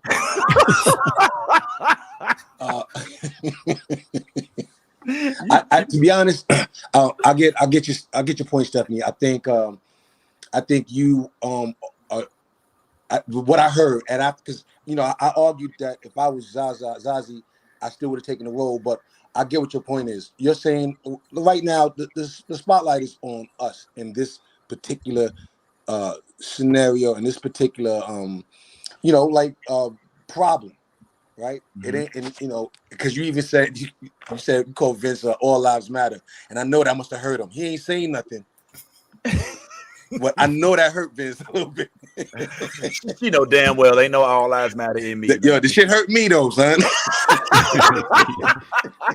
Well, look. Let me just back up and make sure that I'm clear about this. Stephanie is not wrong by any means whatsoever. And sometimes I do like to play devil's advocate and gem up emotions. But the fact of the matter is she is 100% right. That dark-skinned black woman representation in particular is absent in Hollywood, except for select instances. However, in this particular movie, all I was saying was, let's not single one out. Let's make sure that let's consider the actual historical facts for all characters, and not just my boo Zazie. I can't lie. I don't give a fuck. I know she a little milky, but god damn it, man, Zazie, freaking Domino, are you nuts? Yo, I ain't gonna lie. I'm saving a couple eggs for her. That's all I'm saying. So I hope we meet at some point. Now, outside of that, though, Steph, and then we'll go around the horn, and then we'll let Gene get back to his nap, because I know he's off the red eye. I already told you, I'm stuck now. I'm good, because I do want to tell you some of the things behind the scenes. You know what I mean? Oh, we definitely do your thing. Well, Steph, now that we know your one qualm, what did you love about it, other than Idris Elba and Lakeith Stanfield? Those are two of the highlights. But I did love the blackness. I loved that blackness, while relevant, was not the central theme of the film. We were seeing cowboys who also were black people, not Negro cowboys and their Negro struggles, because it's so hard to be black, which is a story that I get tired of. But I really did think it was a phenomenal film overall. I love Regina King. I stand for Regina King so hard. I thought it was, for the most part, expertly cast, expertly written. I really did feel invested in the characters. I thought they did a good job of setting Idris Elba up as a bad guy, even though I find it very challenging to not completely root for him. But I did feel uncertainty in who I wanted to win. And I thought the emotional stakes were very genuine too. I really enjoyed it. Good. Oh, wow. Okay. Well, Yaz, did you get a chance to check it out too? Yeah, I did get a chance to check it out, and I really loved it. I will say the only thing I did had a little issue with was Regina King's accent in the movie. I couldn't get over her struggling with it. It was, oh my god, and I watched it twice, and I was like, oh my god, this is bothering me. I missed it. What you said? Her accent that she was trying to do for the character, I don't know it. I couldn't get on board with it. That was the only thing that was crunching to me. Was Regina King's accent? Yes, it wasn't her normal voice. She I thought it was brilliant. Yeah, it was a very specific New Orleans. For me, I just couldn't jump on board with the accent. I love Virginia King. I've seen so many of her movies. I'm still a fan. I just for this specific movie, I just wasn't on board with her accent. That was the only thing. Like I don't know. I just felt like if she would have just put her normal voice out there, I would have definitely loved her character a lot more than I did. So that was my only like qualm that I had with it. But other than that, I mean, I thought it was a great movie. The cast was awesome. I loved, just the different banter between, the two quick hands, and just it was all in all like greatly written. I love cowboy westerns, especially portraying Black characters. So I love this movie. It was really good, and I liked the ending, finding out that all along, like they're brothers. You know what I mean? Like that shit blew my fucking mind. Like I was like, oh my God, because I knew there was a significance and why he left that scar on him and why he let him live. So I loved the fact that like, all this buildup and then at the end, like, you're my brother and I'm not gonna kill my brother, but I know you're not like me, and then he ends up like killing him. So it was just, I don't know, it was awesome. I don't know. It was great. Spoiler alert. But it works out. I agree with you. What about you, Tyrone? Oh yeah, no notes for this movie. I loved. I mean, it was, to me, it kind of gave me the feeling of a friend of mine mentioned it, Harlem Nights, like how Harlem Nights was like our gangster movie. Like this is our Western movie, and it felt so good. It was a joy to watch this movie. And as far as being a Western fan, like it hit all the Western buttons that it needed to hit to be a great Western. It was, I mean, just on point visually. It was great. I mean, Jonathan Majors, Lakeith Stanfield. I think those two guys specifically are the future of acting. Like they're going to be around for decades, hopefully, and giving us great characters and great films. Just the whole cast was great. It was, I just enjoyed it so much. Had such a good time watching this movie. Tylene. I mean, I think I agree with everybody on here with it was a great movie. I do have a couple of qualms. But before I do that, I want to spotlight something that nobody said. Yo, we got Lauryn Hill back. Word. I don't know if y'all peeped that, but we got her rapping, and I do believe, and I may be wrong, but I do believe she was singing too. I think she did 2 songs on it. So that was Lauryn Hill. The soundtrack is murder. Yo, listen. At first, like, cause I grew up watching westerns, not by choice. But I grew up.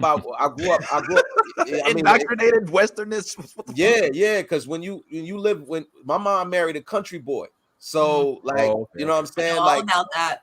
Like I'm from the city. I wouldn't have chose to watch westerns, but I mean, like, yo, when you get up on Sunday and you home because you didn't go to church, you subjected to what it's football. It's football and it's westerns, but it's westerns. You know what I'm saying? So I was subjected to a lot of westerns. There were some things that, like, as far as westerns, I thought like, you know what I mean, like the reggae, you know what I'm saying? I was like, I love reggae. I don't know how it equates to a western. Oh, come on, give me a break. Nigga, there was no hip hop back then either. You just thought about Lauryn Hill. I mean, can I finish? You know what I'm saying? I'm just talking about as a kid growing up watching westerns, traditional westerns. When you tell me it's a western, I'm thinking western from a western theme. So when I heard, all I'm saying is when I heard the reggae, it was threw me off a little bit. I'm not saying I didn't like it. I'm saying it threw me off. Just like hearing Lauryn Hill got me, uplifted. I was like, yo, I've been missing Lauryn. Where Lauryn been? Like, Lauryn, that's Lauryn Hill. I thought for me that was big. One of the biggest things that I didn't like was the fact that at the end of the movie, when you had an opportunity for a big showdown, you just kind of missed that with the Idris Elba and Jonathan Major. I think that was we had to build up. We knew from the whole point of the movie that Idris was a bad guy. He was the villain. And then at some point, the villain grows a heart and decides that he doesn't want to fight in the moment where we all want to see him fight. I also didn't like the showdown between Lakeith Stanfield and Bobby or whatever. I don't know his name. Yeah. The speedsters. I didn't like that either. I was like, yo, this little dude been looking forward to this. The whole like ever since they mentioned my man, and then you get to that point and you robbed it. Like you robbed. I felt like you robbed. You didn't even get a nigga a chance to draw. Right. And I mean, like, yeah, I knew it was gonna be like that. They kind of, alluded to that when they was all talking, and they was like, "You all that playing gonna get your ass killed." You know what I'm saying? But I still wanted to see that. Like, I really wanted to see that. And then they give us the showdown between old girl and him, but they don't even show her gun. Like the way the camera was panned, it was panned above her waist, so you saw her hand, but you didn't see her gun. And like that these type of things in westerns is important. Like that, those standoffs for me, like from the way they screened it, I had a little bit of issue with that. But I mean, I'm not gonna sit here and like bring the movie down. The movie was a great movie. It was just those little things from a traditional Western aspect that I thought they kind of missed the ball. What else did you like about it, bro? I heard a lot of complaints. I mean, the everything was. I mean, the actors, the cast was great. The acting was great. We didn't even mention my man, which I thought he did a really good job. The comedian, Deon Cole. Deon showed me some depth right there. I was like, Deon is playing a serious role. But I really like Deon in that role, man. Sorry he had to get blown the fuck up, but I mean that shit happens. But I think it was a good movie overall. I'm just saying from a traditional Western standpoint, I thought that those couple of things that they really could have tapped in to that fight with Jonathan Majors and Idris. Like, first of all, we didn't even really get to see how good Idris was with the gun. That's the part that kind of messed me up, because the marshal said I took him in by myself. And we never got to see like a flashback when that happened. Or but the marshal came out looking like a badass at the end of the movie, though, just murking people, like walking around and shit. Yeah. Yo, can I just say something? Yeah, please. And this is not from inside intel. This is just me being a fan like everybody else, watching the movie, and I watched it twice. I had to watch it twice just so I could see myself. That's one. Because that's how quick my part was in this whole shit, right? But what I caught on just as a movie fan, and back to your point, Ty, I think, and this is the one part that they might have gotten a touch Hollywood about it, and I'm still not mad about it, was that I think Zazie asked Nat Love, or somebody asked him, did you kill the devil? And he said, I don't know. And that tells me that we not sure, and the reason why they couldn't have a full-on duel was because they might be keeping these characters alive for the sequel. That's a good point. You know what I'm saying?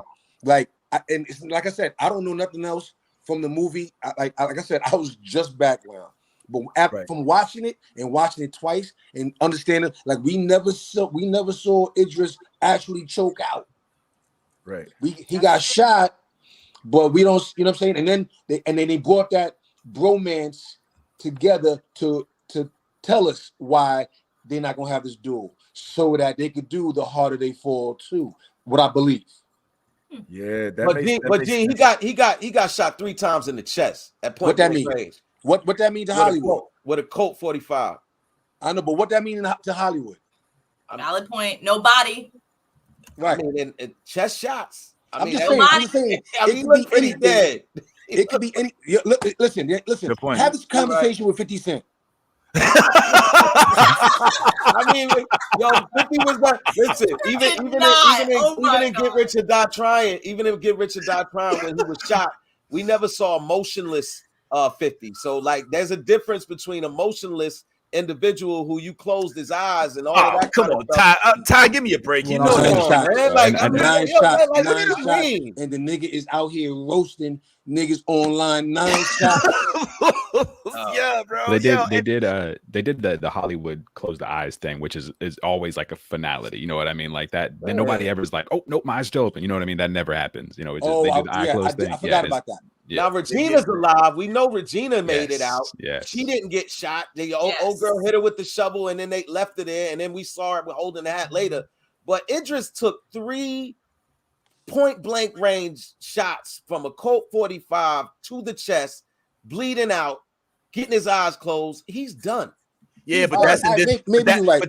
But that's in this timeline, though, Ty. This is not Marvel. This is not Marvel. This is not no Marvel. I know. That nigga is dead. It was a failed attempt at a joke that you destroyed. Like it's like, yo, fuck that fiction shit, yo. This is real life. But nah, man. That's a good. I think that you bring up a good point, Gene. Maybe he was talking about the devil as in the devil was Regina. You know what I'm saying? Remember there was a scene, if we recall, there was a scene in the movie where they was like, yo, where's your what's his name came out? I was like, yo, where's your boss? Go get your boss. And he was like, who? She was like, who? And he was like, your boss, old boy's character. And she was like, what? What did you talk about? And there was a small moment in which she was alluding to the fact, like, yo, look, that ain't my boss. That's my boy. You know what I'm saying? I think he may have this shit all fucked up. And that, I think, could be a reason why we saw Regina at the very end, spoiler alert, show up with just the bottom half of her dress, and you see her as it goes into the credits, which I think is a great foreshadowing for The Harder They Fall 2. But I just want to I want to go back real quick on the fact that these are real characters. You know what I'm saying? And that they took these separate stories of real people and put them into an actual movie, which I think is dope. Would I have liked to see that shootout? Absolutely. But it makes for good theatrics, the fact that they didn't even make it that far. I like the fact that they made Lakeith's character kind of like a snake. You know what I'm saying? Like the dude's like, I don't play by the rules. Fuck the rules. You know what I'm saying? He's counting too slow, which says he's done that before. It's not his first time challenging somebody to a duel, saying count backwards from 5. He doesn't say he counted too slow. He says, why do they always count so slow? You know, like that's his character. That's who he is. So I'm interested in his snake though, or was he honorable? Because he gave my man ample times not to fight him. And even at the end, when old girl was like she wanted to duel him, he put his gun up and then he dueled her. Like like when you say snake, like you gotta understand this dude had an honor code. He did have an honor code. It's just niggas was testing him. And here's why I call him a snake, because he also came and shot old boy in the back. You know what I'm saying? Like it's a part of his character. He it's not the only thing that he did. You know what I'm saying? So it does seem to be a character feature for Lakeith's character. But you know, you're right. You know, maybe even when he said the old boy after he shot him in the back, I thought was honorable. He was like, yo, don't do that. Don't do that. No. I don't think he was like, he was like, yo, I don't think it was honorable. I think what was going on in the midst of that was they were all shooting at each other. So that's not a standoff. A standoff is when you know what I'm saying? You both agree to do that. But at this point, everybody was killing each other. Like this, there was guns blazing everywhere. So at this point, he caught in the Westerns, they call it he got the drop on him. That's what he did. He got the drop on him, shot him in the back. But my point is that he could have shot old girl too, because she was fumbling with her bullets. And instead, he put his gun up and he gave her an opportunity to draw. So if he was a snake, he would have just killed her too. And he would have killed old boy the first time, but he told him, like, look, man, like, you know what I mean? Somebody gonna die. You know what I'm saying? We saw him lose the first fair fight. We saw him lose the first fair fight that he was in the movie. Like, and I don't think, well, I mean, that's the only time we saw him actually do it, a fair fight, and he lost that one. You know what I mean? But I don't think even what he said to do wasn't necessarily honorable. He was honest about being kind of a scumbag, but like he wasn't honorable. Right. You know what I mean? And I think that was definitely a character thing, and like he played it brilliantly. I mean, it was even being a scumbag. I was like, Tyrone, that wasn't the first fair fight. The first fair fight that he gave was to the white man on the train when he sliced him up. He put his gun up, and then he said, "All right, come on with it." And then he's like, "Let me see what you got, yo." So it wasn't like he was just, you know what I mean? He even told old boy, I don't want to shoot you. I don't want to do none of that shit. Just, You know what I mean? Come up to the so like I mean, from like I said, I grew up watching westerns. I saw snakes, and you know what I'm saying, because I'm gonna be honest. When you watch white westerns, everybody's a fucking snake. Every motherfucking body, even the hero be the snake. They'll kill your ass the same way that the villains do. So but there's that's a what I'm code saying. though. It was a little different. And what's the code? to shoot somebody on 3 on a countdown is about the snakiest thing you can do to go against that code. You know what I mean? Even the fair fight on the train, he presented that as a fist fight and ended up slicing dude up. You know what I mean? Pulled out a knife, sliced them up. So it's like, I think, and this isn't just like I want him to be the snake. I think the movie was telling us over and over again that he's not somebody who could be trusted. Like he's honest about who he is. And he's, you know, almost sociopathic to a point of like, you know, just being like, yeah, whatever, you know, you put yourself in this position, because he was honest. Like he gave people chances to get out. You're right. He was like, hey, we don't have to do this, but if you do, I'm gonna make. Because that's why when they were talking about being fastest, and he was like, it's not about who's fastest. He said it's about who's alive. That was his first instinct. The thing that was most important to him was self-preservation, which is why he was willing to, you know, to throw the code away and just do whatever he needed to do in the moment. So yeah, so and that was also the case, then why did he let old girl load up then? Because she's a woman.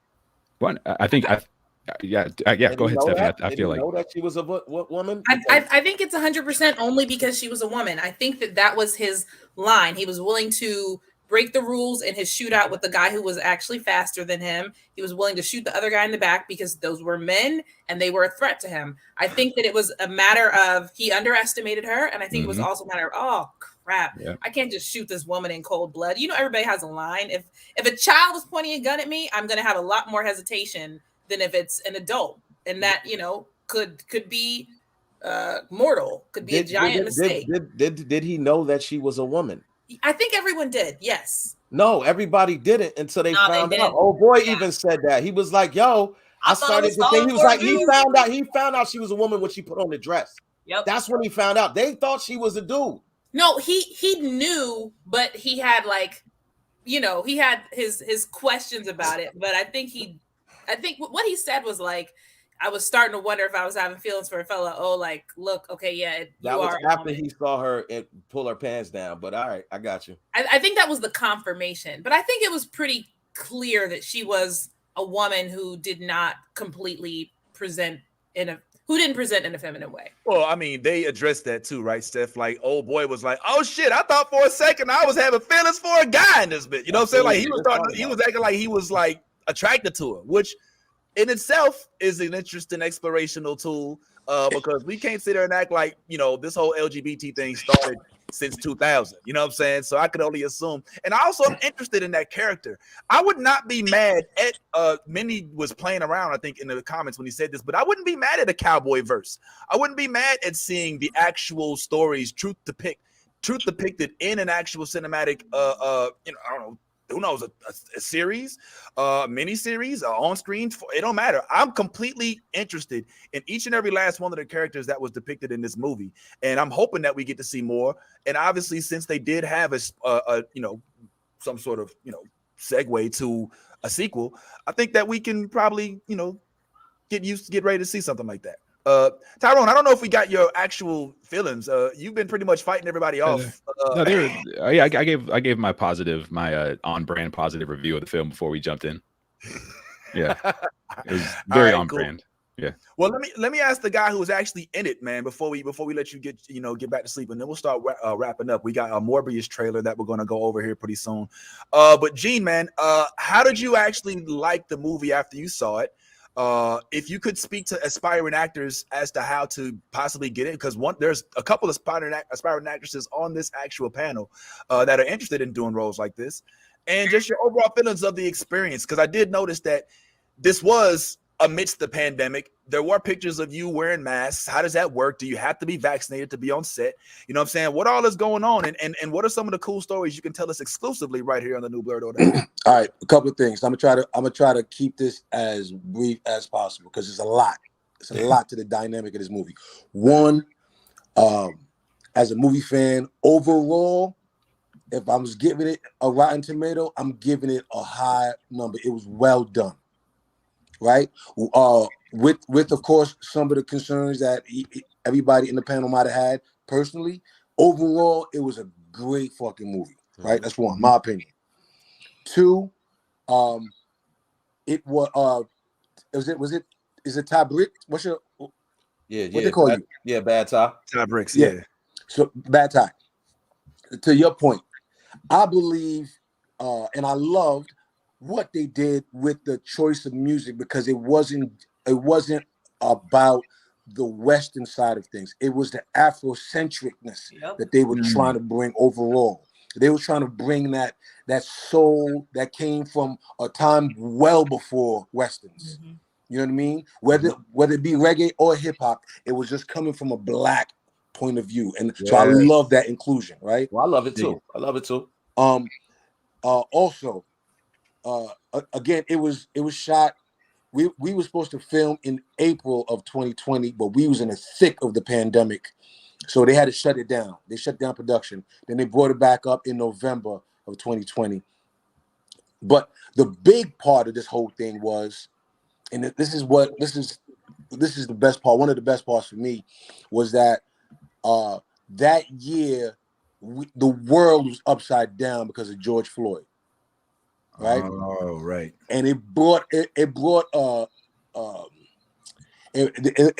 through line, or like a commonality to all of us, no matter what hue of black you were, or even if you weren't black and you chose the side of black, we let you in the gate, right? So it brought us together in a way that I'd never seen before. You know what I'm saying?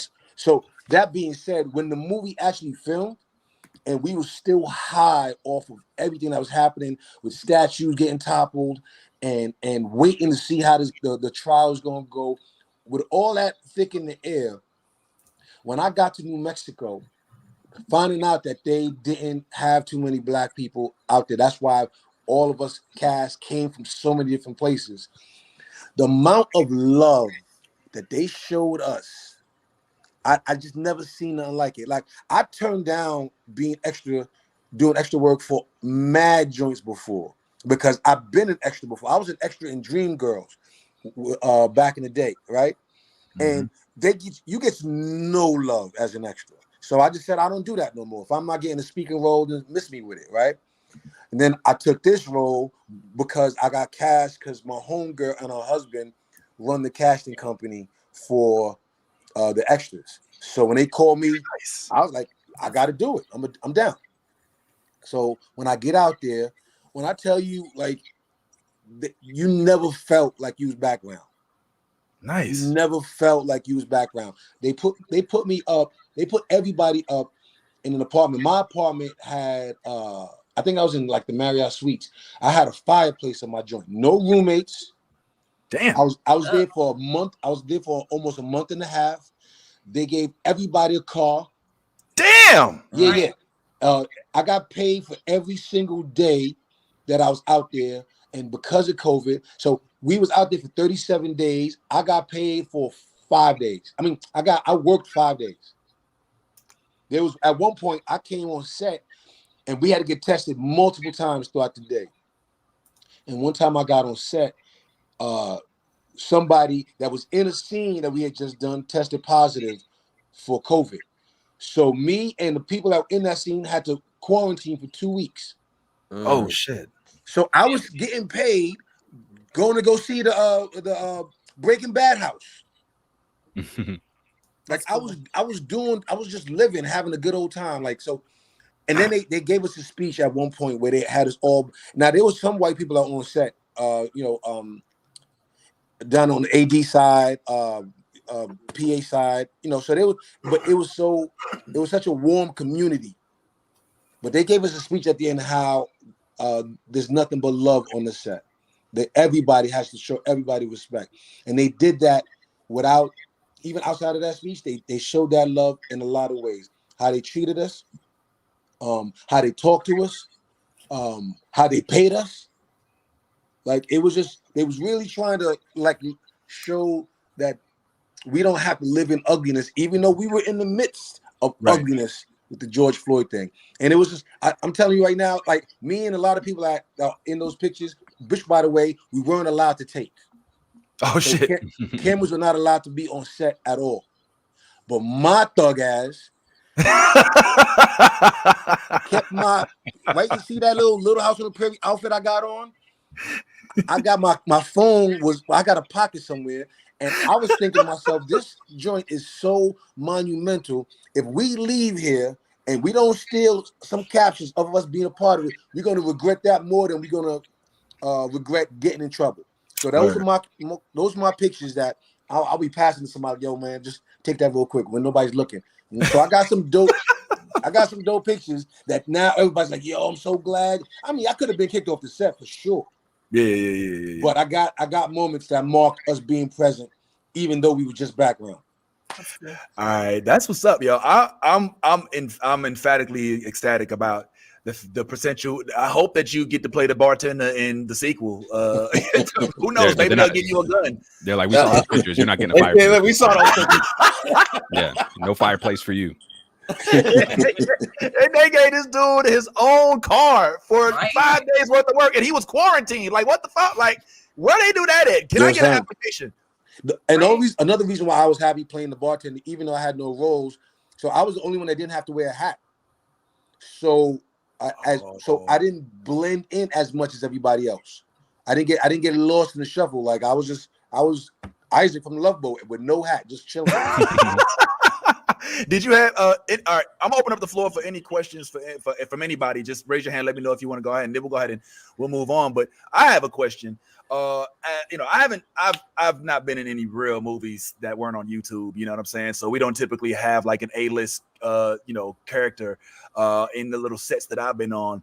But when you do have a set with a movie with that type of call list, like when you've got Zazie, who despite her being thrown under the bus today, still my baby moms. When you got like a Idris and freaking He Who Remains, man. I mean, like, does the set light up? Is there a difference in the energy when you know that the scene is going to have some of these main characters? Do you know that everybody's perked up because Idris or the girls like, I mean, just that's, I'm a little curious about what that experience is like working with A-listers. Come on. For a couple of things, let's just cut to some of the most underrated parts of meeting these stars in person. Delroy Lindo is a gargantuan. Oh shit! Okay. Your boy is about 6'5", 6'6". Yeah. Like I just didn't know he was that monstrous, right? So that's one. Two, I met Idris a couple of times before. He wasn't in my scene at all, so I didn't really deal with him. So I only dealt with Delroy Lindo, Zazie, Jonathan Majors. They were all in that bar in Douglaston.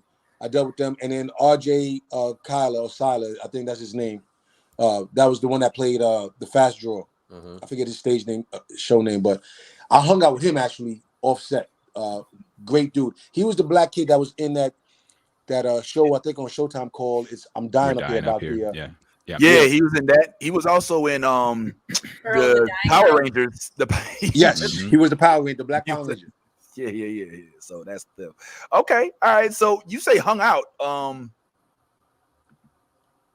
Any where you going, Vince? I'm just saying, is there any y'all hung out? Where y'all medicated? Where y'all medicated? All right, say less. Say less. We don't want you to lose your opportunity. Nah, I'm giving you the okay symbol. For sure. No fireplace and no car next time. You getting all kinds of trouble today. Right. Nah, they're giving me the car, no fireplace. No, it's crazy, yo. Well, listen, man. I appreciate you joining us. Feel free to hang out. We got a couple more things we're gonna go over real quick. Then we got a little after banter we're gonna get into. But I just wanted to just make sure everybody know that Gene Harden exists. He's a badass mother. Watch your mouth. And you can see him in The Harder They Fall, which is currently streaming on Netflix. And he also, if you see him on a flyer or if you see that he's at a show, go to that bad boy because that's a funny motherfucker. Thanks so much, Gene, for joining us, bro. Yo, I appreciate you. Thank you for having me. And just shout out to everybody that knows me. Please don't be disappointed when you don't see me in this movie. Listen, man, you were in the movie. Even if it was, I know I was. If we can freeze, if we can freeze, as long as there's the proof right here, bro. It don't matter how long you was there. You was way more in it than I was. I know that for sure. But I'm just thinking about the amount of people in my life that had watch parties in my honor to see that shit. I just want to say I apologize. I'll continue. That's it. We had a watch party over here, bro. But when you came on screen, we just pushed pause and we left it there for 2 hours. You know what I'm saying? And it was like, look, my dog was in the whole movie. You know what I'm saying? Nah, just play. Nah, Jimmy, appreciate your homeboy. We look to see you in the sequels. Chill out if you want in the background, man. We're just going to go ahead and go over one thing real quick, and we're going to talk a little more afterwards. But y'all, appreciate you very much. The star of The Harder They Fall, Gene Harden. As you all know, it wouldn't have been the same movie without him. Is all I'm saying. Right. You know what I mean? So my favorite character in the whole. Mine too. Look. Do you remember that bar scene with the bartender? Like, man, did you see how he served that drink? Man, he stirred up that whole bar, man. I didn't see you. You see what I'm saying? He went straight. Even when he went to and kind of and did all the what I'm saying? Like, yo, that is some real shit. Yo, that's my dog right there. Yo, I ain't gonna lie. Steph had a lot of good points. I think that it's worth revisiting. So maybe if we got a couple minutes afterwards, man, we could talk more about some of the characters on Harder They Fall, whether they were accurately depicted, whether that even matters. I'm surprised. I'm surprised nobody mentioned the bank scene. Like the bank scene, I thought was funny. Yeah, when he chipped in all the people in the corner, he was like, "Yeah, nah, that's what." Yo, what I really, I noticed some things that I wanted to say. We're running a little low on time. I'm trying to keep it in the 2-hour verse. But one of the things that I thought was dope. I love cinematic imagery and subliminal messaging. And when you first saw Jonathan Major's character pull up onto that town and everything was white, right? The houses were white, the street was white, the horses were white, everything was white, and you were like, and I was like, what's going on? And then they put the subject, it was like, okay, we get it. It's basically a white town. You know what I'm saying? Like, they went above and beyond. They could have just had like a bunch of white folks, but it was like, nah, we want to drive this point. And I love little subtle stuff like that. I've showed this a couple times, but I love the director. I'm also a big fan of cinematography as it pertains to the screenplay. And I thought that this was a particularly dope shot that was done from the aerial photo, which you get to see, an aerial view, which you get to see the shadows actually going head to head based on the sun being at a certain peak in the sky. Things like that I loved, and I think that it's noteworthy because in all Black movies, you don't always see this reach when it comes to expert level cinematography, and so I think that it is worthy of bringing that up. And one thing I can say is, look, despite how we beefed and gargled all over freaking the Eternals, we all seem to love The Harder They Fall. If colorism is definitely the only thing that we can say about it, which is a huge issue, and some of the other things like not delving more into certain characters, I think that that's a decent starting point. And I think as long as we keep our feet on the necks of the directors in Hollywood, then we should be able to, hopefully progress so we can get a fully enthralled and happy panel, despite, whatever shortcomings any movie may have. I got a real quick something to add. Just if for whoever didn't notice it, the name of the train they rescued Idris Elba was the C.A. Bozeman. Just wanted to make sure everybody caught that. If you didn't catch it, beautiful tip of the hat to Mr. Bozeman. Absolutely. Yes, there was a Chadwick Boseman tip, who, dare I say, if he was alive, probably would have been one of these characters. Yeah. Hopefully color appropriate. Final point. Something that I knew and felt but did not articulate clearly. My particular issue with that character being cast that way is because the trend is to cast the romantic lead, the woman who's seen as beautiful and desirable, as a light-skinned actress over and over and over. So that is my real issue with it, that we rarely see dark-skinned women portrayed as the beautiful, sexy, desirable love interest in a film. So that's why that particular character raised my ire. Okay, I get it. That makes a lot of sense. Black, y'all, and I'm black, y'all, and I'm blacker than black, and I'm black, y'all, and I'm black, y'all, and I'm black, y'all, and I'm blacker than black, and I'm black, y'all. Blickety black. Nah, but she has a good point. She has a good point. I'm very interested to see what the Marvel universe, how they cast Storm, because there have been this isn't where I was going with this, but I'm starting to think that we might get a dark skin. I'm thinking old girl from what was that movie with the two people that went on the two British Daniel Kaluuya and remember the. Oh, freak, man. They were outlaws and they died. Anyway, whatever, man. The girl from, man, y'all know who I'm talking about. Oh, we don't know who you're talking about. That was a bad what was the movie with, Daniel Kaluuya when him and the girl, it was like Queen and Slim. Yes. Oh, girl. I'm starting to think of girl as a potential. Not Zendaya. No. Zendaya's getting enough play as it is.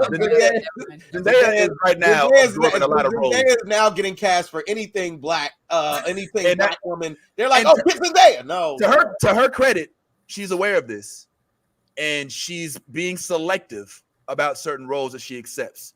So yes, to her credit, she knows her and old girl from Blackish know the position they're in, and they're using their privilege. Because that's what it is. It's light skin privilege. I hate to tell you, to actually make sure that just like it's the same thing that Scarlett Johansson should have done when they gave her the role of Ghost in the Shell. She should have been like, that ain't for me. You know what I'm saying? Calm down. You know what I'm saying? Same thing Johnny Depp should have done when they offered him the role of Tonto. Sometimes you just got to be like, look, man, this is bigger than me, and I got to pass this to something that's going to make the future reflect than actuality, a little bit more validity. I don't think it's the same thing because they're white, but I think there is room for the question because I do want to have the discussion even if it's after or another day or whatever. But like, how black am I? If we're having this conversation, just for me personally, when we have these conversations, I wonder, it's like, okay, when do I shut up? When do I speak? How black am I in this situation? You know what I mean? Because there's part of that, and just speaking for myself, I think that's part of the conversation. Yeah, we did a that's show. So funny. We did a show on this, man. We did a whole show on this and about because it is a thing where I think, and I'm in total agreement with you as well, Steph. Just from the overall standpoint, but I do want us to be careful when we're talking about each other. As though because I know Hollywood is a enterprise, what I'm saying? So they do their business how they do their business, and we're not happy with how they do their business. Right. But when we talk about each other, when you say stuff like Zaza should have not took the part, it's also the construct of divisiveness that has always been in our community where dark-skinned people feel like light-skinned people feel like they're better than, or you know what I'm saying? And that is all, from our oppressor's standpoint when they decided to bring light-skinned dudes in the house and leave dark-skinned dudes out in the field. But we are, it's unfortunate, but we are all black. And so any representation we get, whether it be light-skinned, dark-skinned, I mean, we want it to be dark-skinned more often than not, but when we do get light-skinned black people, and we're all black at the end of the day, so we should all applaud even those light-skinned blacks that do parts that we might think are better purposed for a darker skinned black person. First, let me just address something real quick. You said unfortunately, but I think it's fortunate that we're all black. No. I'm saying unfortunately the fact that they portray us against each other. They put this is not us saying that I have a problem with a dark skinned person or a dark skinned person has a problem with a light skinned person, but it comes off as that. But it's not that. It's the perpetuation of our oppressor putting us in these positions to cause the division. And that's colorism is a symptom of white supremacy. Yes. Agreed. But it still is an issue. And the only way to address it is to not ignore it. Right. And absolutely. whether it was initiated by our culture or not, it is still listen, there's no question in my mind that that there is a concerted, in many instances, an inadvertent effort to define beauty. All right. And what happens in certain generations is we see what the new definition of beauty is. And the objective that Stephanie and many have legitimately is that we need to make sure that in these defined definitions of beauty, that the dark original Black woman is not excluded and made to feel like, for some reason, because they don't look like Zazie, or they don't look like Beyonce, or they don't look like, Zendaya, that they don't fit the description of what is beautiful. And there is a concerted effort in Hollywood, which may not be completely, quote unquote, dare I use the word woke, to this element, to this issue, that they're thinking, look, we got the Black in there. What are you talking about? We're like, yeah, but now you're making my young dark-skinned daughter feel like she needs to bleach her skin because she actually doesn't see her type being depicted in enough movies. I think that's what Stephanie's saying. And I also think that it's interesting that Tyrone brought up Stephanie's question of the day, which is Tyrone Black enough? And I think that's our next thing. I don't think you said that, Stephanie. So just so you know. No, it was more of like me just kind of putting another nuance into the conversation, because it's a very nuanced conversation, that I think a mainstream we're not even really ready to have, because we still can't even the world at large, especially the white establishment is still not on board with Black is beautiful, you know what I mean? So we got to start there and then work to the other stuff. But I just wanted to just kind of share my little personal feeling, like when these conversations start, I'm like, yeah, you the Homer Simpson meme. And you know what, Vince, just to kind of to kind of elaborate on what Tyrone just said, this is an issue that didn't start in Hollywood. This is an issue that's been in our communities for a very, very long time, where there has been this division between darker skinned Black people and lighter skinned Black people, where there's this this assumption that lighter skinned people feel like they're better than darker skinned people. And like I've always said this to anybody that I've had this conversation with, it isn't your color that dictates your feelings or emotions when it comes to whether or not you feel you're better than someone. It's your personality. It is how you are, if that is, because I have a dark-skinned brother who thinks he's the shit. That like, so it doesn't necessarily mean like all light-skinned people. I know that there was a long time where light-skinned men went out there like, yeah, girl, I'm the shit, you know what I'm saying, or whatever the case may be, and then girls was like, oh, light-skinned niggas think they all that. They think they all that. But truth be told, there's a lot of dark-skinned dudes that feel the same exact way, and there's no talk about that. There's no like. Let me. I know the point you're making, and just for the sake of time, let me just interject real quick, and then I think we should go to Morbius, and this is a great conversation to have afterwards. But I think that what you're entangling, if I could use Jada's word for the day, you're entangling two different issues: the ego or the confidence of individuals based on their own cue, and the depiction of what is acceptable by a greater society at large. And what we have right now is a turning point in society in which we can actually say, hold up, we want to shine the light on these folks because these folks have gotten enough play in their day. We've seen, if you look at the overwhelming majority of movies, just general movies, even dating back to the 70s when Jackie Brown and Pam Grier was dope as hell, Eartha Kitt and all of these, you don't see a large representation of darker hued Black women. And we believe, in some of us in the community, that is by design, because we want blacker skinned individuals, not just men, but women especially, to feel like they either haven't reached our level of what we consider beautiful or will never be included in that. You know what I'm saying? So it's a difficult conversation. I do believe that you're right when it comes to this not being something that was started in the community, was thrust upon us. There was a concept of this thing called Willie Lynchism from back in the slavery days. And some historians are arguing that Willie Lynchism is a construct that was set by a fictitious figure, because the person Willie Lynch doesn't actually exist, but the letter that he quote unquote wrote from the Caribbean to all these slave owners in the South, that was meant to help them mentally enslave their people by keeping them against each other, the old versus the young, the light versus the dark, that some of that still exists. And sometimes a construct exists whether you know it or not. See the Matrix. So I think that there's a lot to unpack here, but I just want to say that, Tyrone, you're black to me. Ty, some of you I'm still debating on, you know what I'm saying? I don't know. Can I get the video though? Can I get the video? Because that's all I want. That's all I really want. Nah, of course. And Yaz, you know, even though she's a Latin of Latin descent, we know that they don't exist if it wasn't for Africans coming down to Hispaniola and to expand it out there in the Caribbean cultures, which is why a lot of people that claim Latino have darker hues than, you know, their European counterparts. Now, and also, by the way, Spain is in Europe for those people that keep trying to claim that they're Spanish and not European. But I digress.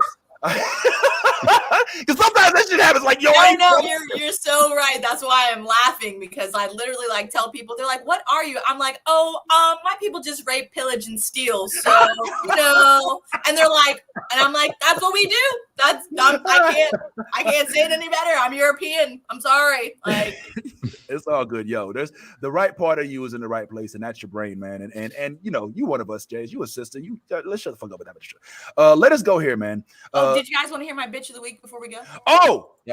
Let's go with the bitch of the week, please. Oh man, I cannot wait. I'm putting together a graphic for you, Yaz. Okay, well let's do the trailer, and then I'll tell you guys before I leave what the bitch of the week is going to be this week. Okay, let's do that then. All right, guys, we have a trailer we want to unveil. I have personally not seen this trailer because I typically don't like to watch trailers, but I do have a trailer on standby. I'm gonna try it first. I know you got it queued up, Tyrone. Okay. Make sure you got the newest one. You got the newest one, right? Not the old one. Not the first one. This one says that it was released November 2nd. Okay. Is that right? Okay, yeah. That's the one. Yeah. It's a little long. It's like 2 minutes. It's okay. We'll enjoy it. I don't know. But the beginning of the show, you know, there was a lot of, you know, unhappy people about how long 3-hour movie. It's a 3-hour trailer. 2 hours and 37 minutes, bro. Yeah, and this 2 hours. Yeah, we'll take it. We'll take it. Let's go. All right. Let's cue it up, guys. And for those of y'all that are fans of the Marvel Universe, I want to introduce you to a guy named Morbius. Known mainly from the Spider-Man comics. Let's go ahead and delve into this trailer, and on the other end, let's see what we thought about it. And here it is.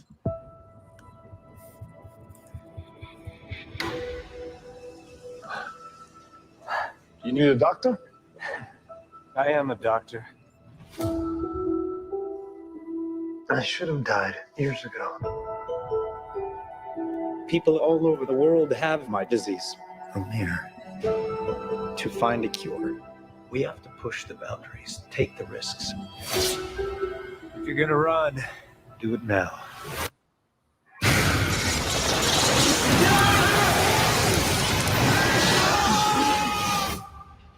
People are strange. Dr. Michael Morbius, you've been missing for 2 months. When you're a stranger, Then you were found on a container ship that washed up off of Long Island. faces look ugly. When you're alone.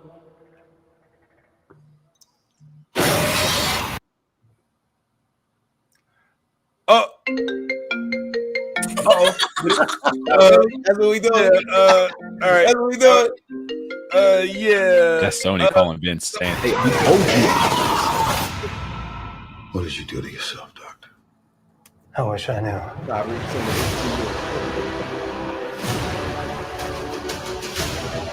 I went from dying to being more alive than ever. It worked. Not exactly. I have increased strength and speed, and some form of bat radar. What else can I do?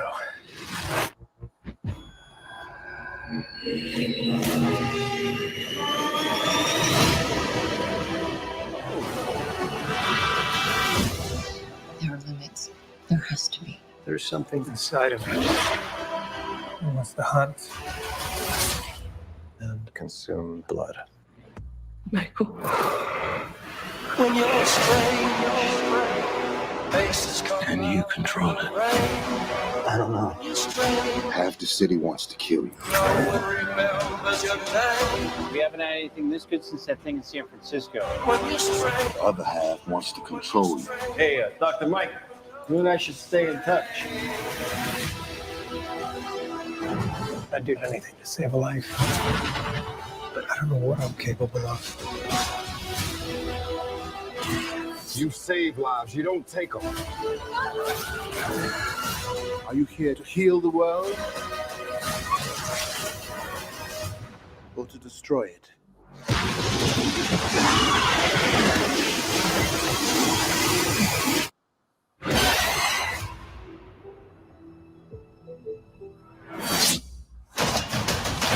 Who the hell are you, man? I am. I'm just kidding. It's Dr. Michael Morbius at your service. I told you this one got me all excited. Yeah, man. Yeah, man. Yeah. Yeah. Yeah.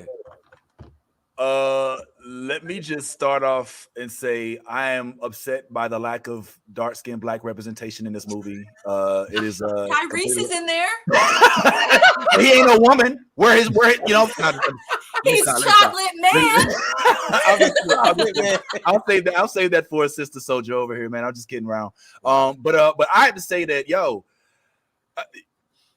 All right, let me Talim, you go ahead and start, bro, real quick, man. Because I mean, holy shit. This is my point.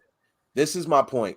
The way he conveys the visual on screen looks marvelous. Morbius, I probably, if you would have just said, you know, like they're making a Morbius movie, I'd probably have been like, okay, all right, cool. But then I see the trailer and I see all the powers, you know, how it translates to the screen. And again, let's give Jared Leto his props, because I've been saying this for a long time that this dude can really act. And I'm telling you, it takes the right director, I feel like, though. Yeah. Because I mean, if you think about it, Suicide Squad, he did a really bad Joker. That was also a terrible rendition of the Joker.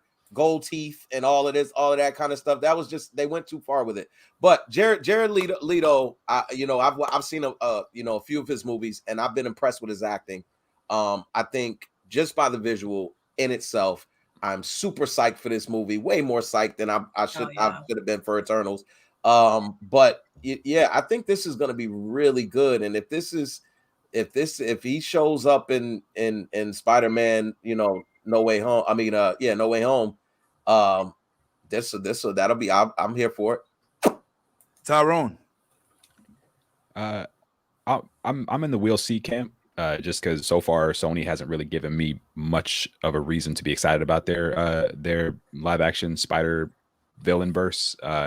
It looks good from the trailer, but also from the Venom 2 trailer. Ty, you said Venom 2 was going to be better than Spider-Man No Way Home based on the trailer for that. So yeah, you're right. I'm in the wait and see camp. I hope it's good. Visually, it does look really good. Morbius is a fun Spider-Man villain, and it looks like we're going to get some connections there. You know, hopefully we get more than just Morbius. But I'm the trailer does not disappoint, and I hope the movie is good. Stephanie. I'm just not excited. Morbius is not a character that does anything for me, and his face makes me very uncomfortable. Wait, can we clarify the Jared Leto face or him as the Bat? Good question. Both. Particularly the Bat, but I'm also not a Jared Leto fan. After reading about his antics on the set of Suicide Squad and how he took it way too seriously, nothing about this movie makes me want to see it, but I'll sit through it so I can discuss it with you all. All right. Outside of that, with your feelings of Jared Leto and about the movie itself not being interesting, what do you think of just trailer with no information of it at all? Is it generate any interest, or does your hatred for Jared seep through it, or are you able to see anything? I like to look at Tyrese, so that'll be. That might be the corniest part. That might be the corniest fucking part. Is Tyrese. I like to look at Tyrese. That was good. Yeah, well, Tyrese is such a bad actor. I can't wait for when he cries in Morbius. What more do you want from me? I can't wait for that part. I enjoy this acting. Now I love Baby Boy. Baby Boy is a classic. Everything, you know, and I'll even give him a little bit of credit for Transformers. But after that, he was good in Black and Blue. So no credit for any of the Fast and Furious movies. Right? I like when he stole on. I like when he stole on Paul Walker, and I also like the shade he throws at The Rock. But I like his Instagram handle more than I like his acting. Yeah, exactly. But I do honestly feel like at one point I was lobbying for him to be a Green Lantern. But I don't know if he still got it. Yaz, what you think about the trailer? I'm excited. Actually, this trailer has got me really excited to see this movie. I'm very excited to see, you know, some of the gory, just horror that Morbius brings, you know, to the screen. So I'm excited to see this. I have semi high hopes for this, actually. Absolutely. Is it PG-13? It better look. I think rated R. It's I can honestly say with confidence that it'll be PG-13. I mean, I don't have any inside information. I don't have any, you know, but if they didn't make Venom, who eats people, rated R, they're not going to make Morbius, which is basically Marvel's Twilight episode. Now, the interesting thing is you listed him as a villain. And here's the best part about Marvel, as we've all acknowledged before, is that these aren't clear-cut, defined villains. And it's almost clear that in this trailer that he's the anti-villain. He's kind of dealing with an internal struggle of which we will see towards the end of that movie which side he ends up on. The bloodlust, absolutely. One of the things I think is this is a clear introduction to Blade. Dare I say, if we don't see Mahershala or hear Mahershala's voice or see him in the end credits to this movie, then this is a huge missed opportunity for Marvel. But this also opens up the Spider-Verse. The question I have is this Sony? Is this Marvel Studios? Because if it's Marvel Studios, then I probably have higher expectations than I will if it's Sony. Because, you know, Sony is basically trying to put their foot on the neck of Marvel Studios and say, look, we got an industry over here. Maybe y'all should come to our side. And there's also talks of Tom Holland not even being Spider-Man. He's not. They already casted a new Spider-Man. He was only signed the deal for the 3 movies. That's a trilogy. That's it. After this last movie here, he's not going to be Spider-Man anymore. They already have a new Spider-Man.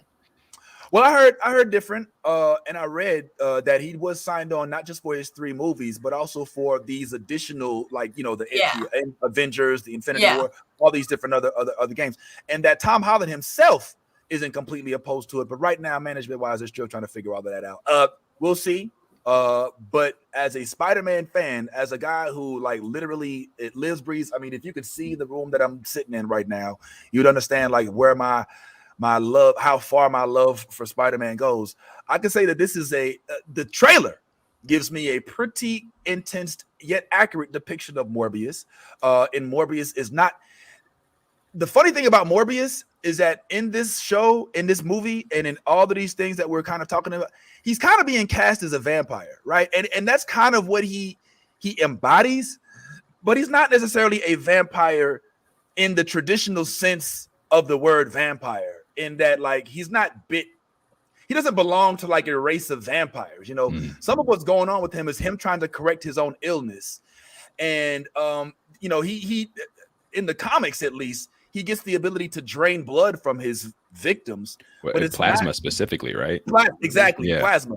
But it's not necessarily because he's just evil, or, you know. I mean, just like most vampires, they want to live, but he's not like, you know, happy about it. You know what I'm saying? He actually has a love interest in the comics. Who, dare I say, if they, depending on which one they pick in this one, is also a Spider-Man love interest. But he's able to like take your plasma with just his hands. He doesn't even have to bite you. At least in the comics, he didn't have to bite you. And that's how he stays alive. But he hates himself for it in many instances until the darkness starts to succumb to him. And it seems like that's what this is about. So I'm here for. And I'm loving the Easter eggs. I'm loving seeing Spider-Man listed as a murderer. This is a clear call out to, because this is coming out right after Far From Home. You know, it's a month after Far From Home.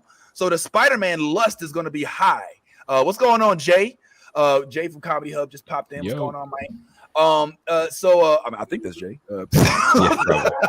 Yeah, but they've been like pitching Morbius for what? How many years now? Like this, this was supposed to be like one of the first to drop, and you know, so they must have went back and did a whole lot of revising because it didn't drop when it was supposed to drop. You know what I'm saying? Well, I mean, let's not forget about the pandemic pause that most people, most productions. It was supposed to come out before the pandemic, though, even before the pandemic.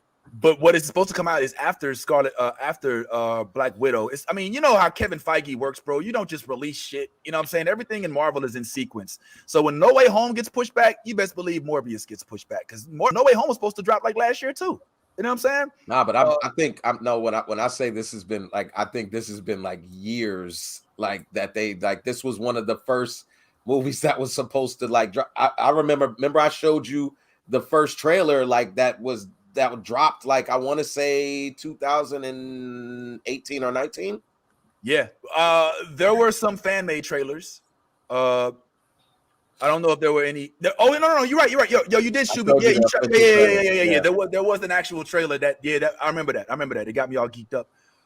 Yeah, you're right. This has been on the top. This has been on the back burner for a while, and it's still not coming out till 2022, right?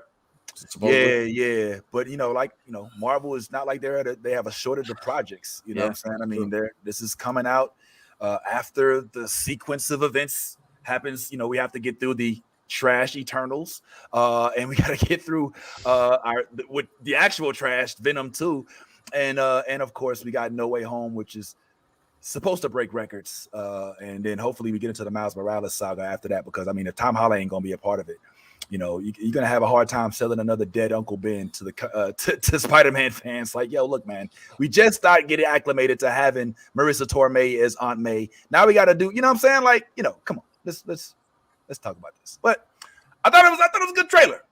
It was really good. I thought it was really good, and I think it makes me excited to see the movie.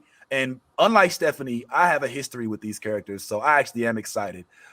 Stephanie, of course, not so much. And he's flying.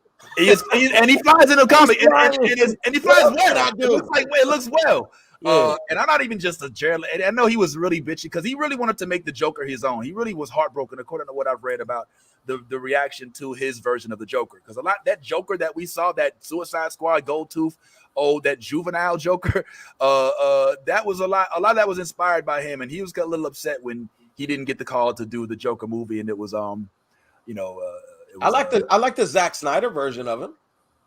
Yeah, that was a little better. It was kind of a combo version. It was like they tried to make him Heath Ledger Joker in the end of that. Yeah. But yeah, you might be right. You know what I'm saying? I think this is the Joker. Oh shoot, that's the wrong one. This is the Joker you was talking about. Nope, other one. It don't matter. I don't have it here, and I shouldn't have done that anyway.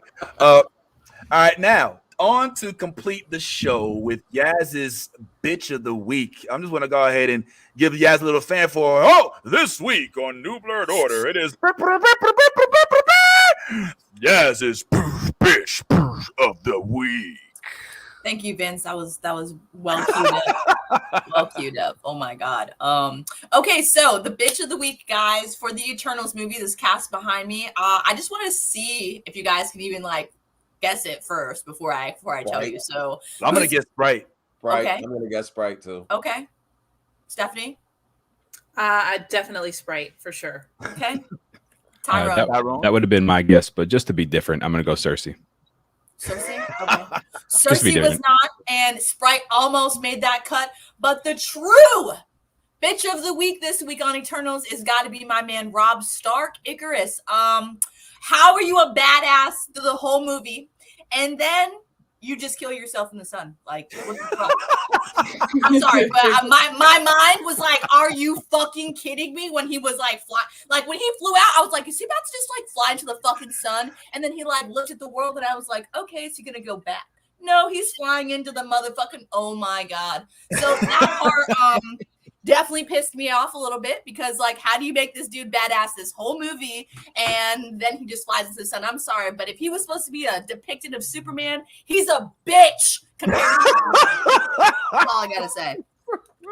All right, tell them how you really feel, yo. All right, well, this has been yes, it's bitch of the week. And dare I say, man, and everything he does, he seems to die a hard death.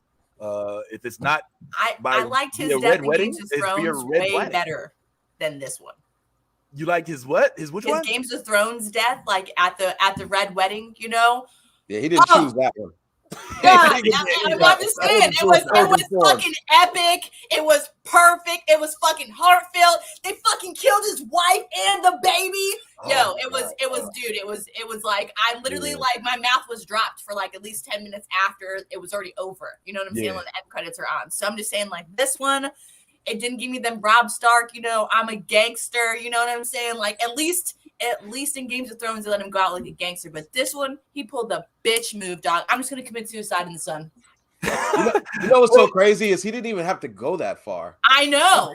That's what I'm glad you have no idea. You didn't have to go that far to just go stab yourself into a rock. Thank you. Like, I mean, he really smoke a blunt. Yeah, go do something. Like you had to go all the way to like, but I think that was another ode to Superman. That was just it was just like I'm heartbroken. Like, my woman will never love me or see me the same because we see shit different. I'm just gonna go commit suicide. I'm done. Like, well, are we sure that he's submitted suicide? I mean, we're talking in you can't not go into the sun and not die. Like, let's. I mean, as a human being, sure. But yeah, I mean, but I mean, you know, as somebody who was you know, created by celestial beings, but then is there a get possibility? Stabbed and die. Obviously, they. But we admit he was the strongest of all of them, right? I mean, at least that's one of the ways that they. And he just wasn't invulnerable though. Like, so he was getting stabbed, and he had to be healed. Yeah, you know, from his wounds. So we know that he's not invulnerable, but he is energy. Burn, baby, burn. Disco Inferno. All I'm saying is that typically when people die in Marvel movies, it's extremely well defined, and it feels like they left a cracked door here for there to be a resurgence. Well, to stop you there, since we jumped into this multiverse thing, now they did show you that at the World Forge. At the Forge, there are thousands of copies of all of them. So at any point, if you die, we can just send out another version of you with and upload memories and whatever else we want to do. However, we want to do that. So no one dies anymore. I guess that's why it's so easy for Marvel to kill people now. So are they like doing shit like the Foundation? They're just cloning niggas, so they have extra, you know what I'm saying, bodies laying around, so that like that main DNA doesn't get like severed. You know, it's like Foundation, like that. They just send them to different worlds. They just send like all the copies to different worlds. Yeah, not clones, but parallel universes in which they already exist. Of course, I think that that's a dumb. For people who really think that parallel universes exist, I think it's the dumbest shit ever. And I can easily, with a few sentences, completely dismantle the notion that a parallel universe exists. But that's a topic maybe for another day. But man, we've covered a lot today. We're at our usual 2.5 hour mark that we try to beat. So I figured let's go ahead and let's talk a little bit after this, man, because we still got a whole lot more to unpack with everybody that's on here. But as we always do, man, just anybody got anything to say on the way out, go ahead, raise your hand real quick. If not, I'm going to go ahead and get up off this piece. Check out the multiverse. That's the two light-skinned gentlemen at the bottom of the screen every Wednesday. And you will be joining us. You will be joining us. Let everybody know you will be joining us next week. Oh, you forgot? Wow, look how quickly he forgot. I will be joining the multiverse next week. Said, No. We discussed that. Yeah. All right. Well, now I'm committed. Now he is. Definitely make sure y'all check Stephanie. She's at It's WordNerd Steph on Instagram. Yaz the model on. Yeah, and Yaz, we got the website. Yes, and all of us are sitting there trying to make sure that the website works up and running all that. So check out the NewBlerdOrder.com. We can get dope merch, and you can even find out where we may have some live stuff coming up here pretty soon. But as for me, man, I'm your boy, the real Vince Taylor. As always, man, if you can just be yourself, that's enough for us. Be your authentic self. Otherwise, you're being fake, and there's no fun of that. And like we say in all things, if you a geek in real life, boom! boy, go ahead and let that geek flag fly. Fighter 2, I just really hate Zangief, only Ken and Ra 2, I find it hard to beat Blanca, keep a wee ninja hanging and the uncle album banging. If you negative in energy, then stay out the vicinity. Yeah, them niggas over there. Yeah, now look at what I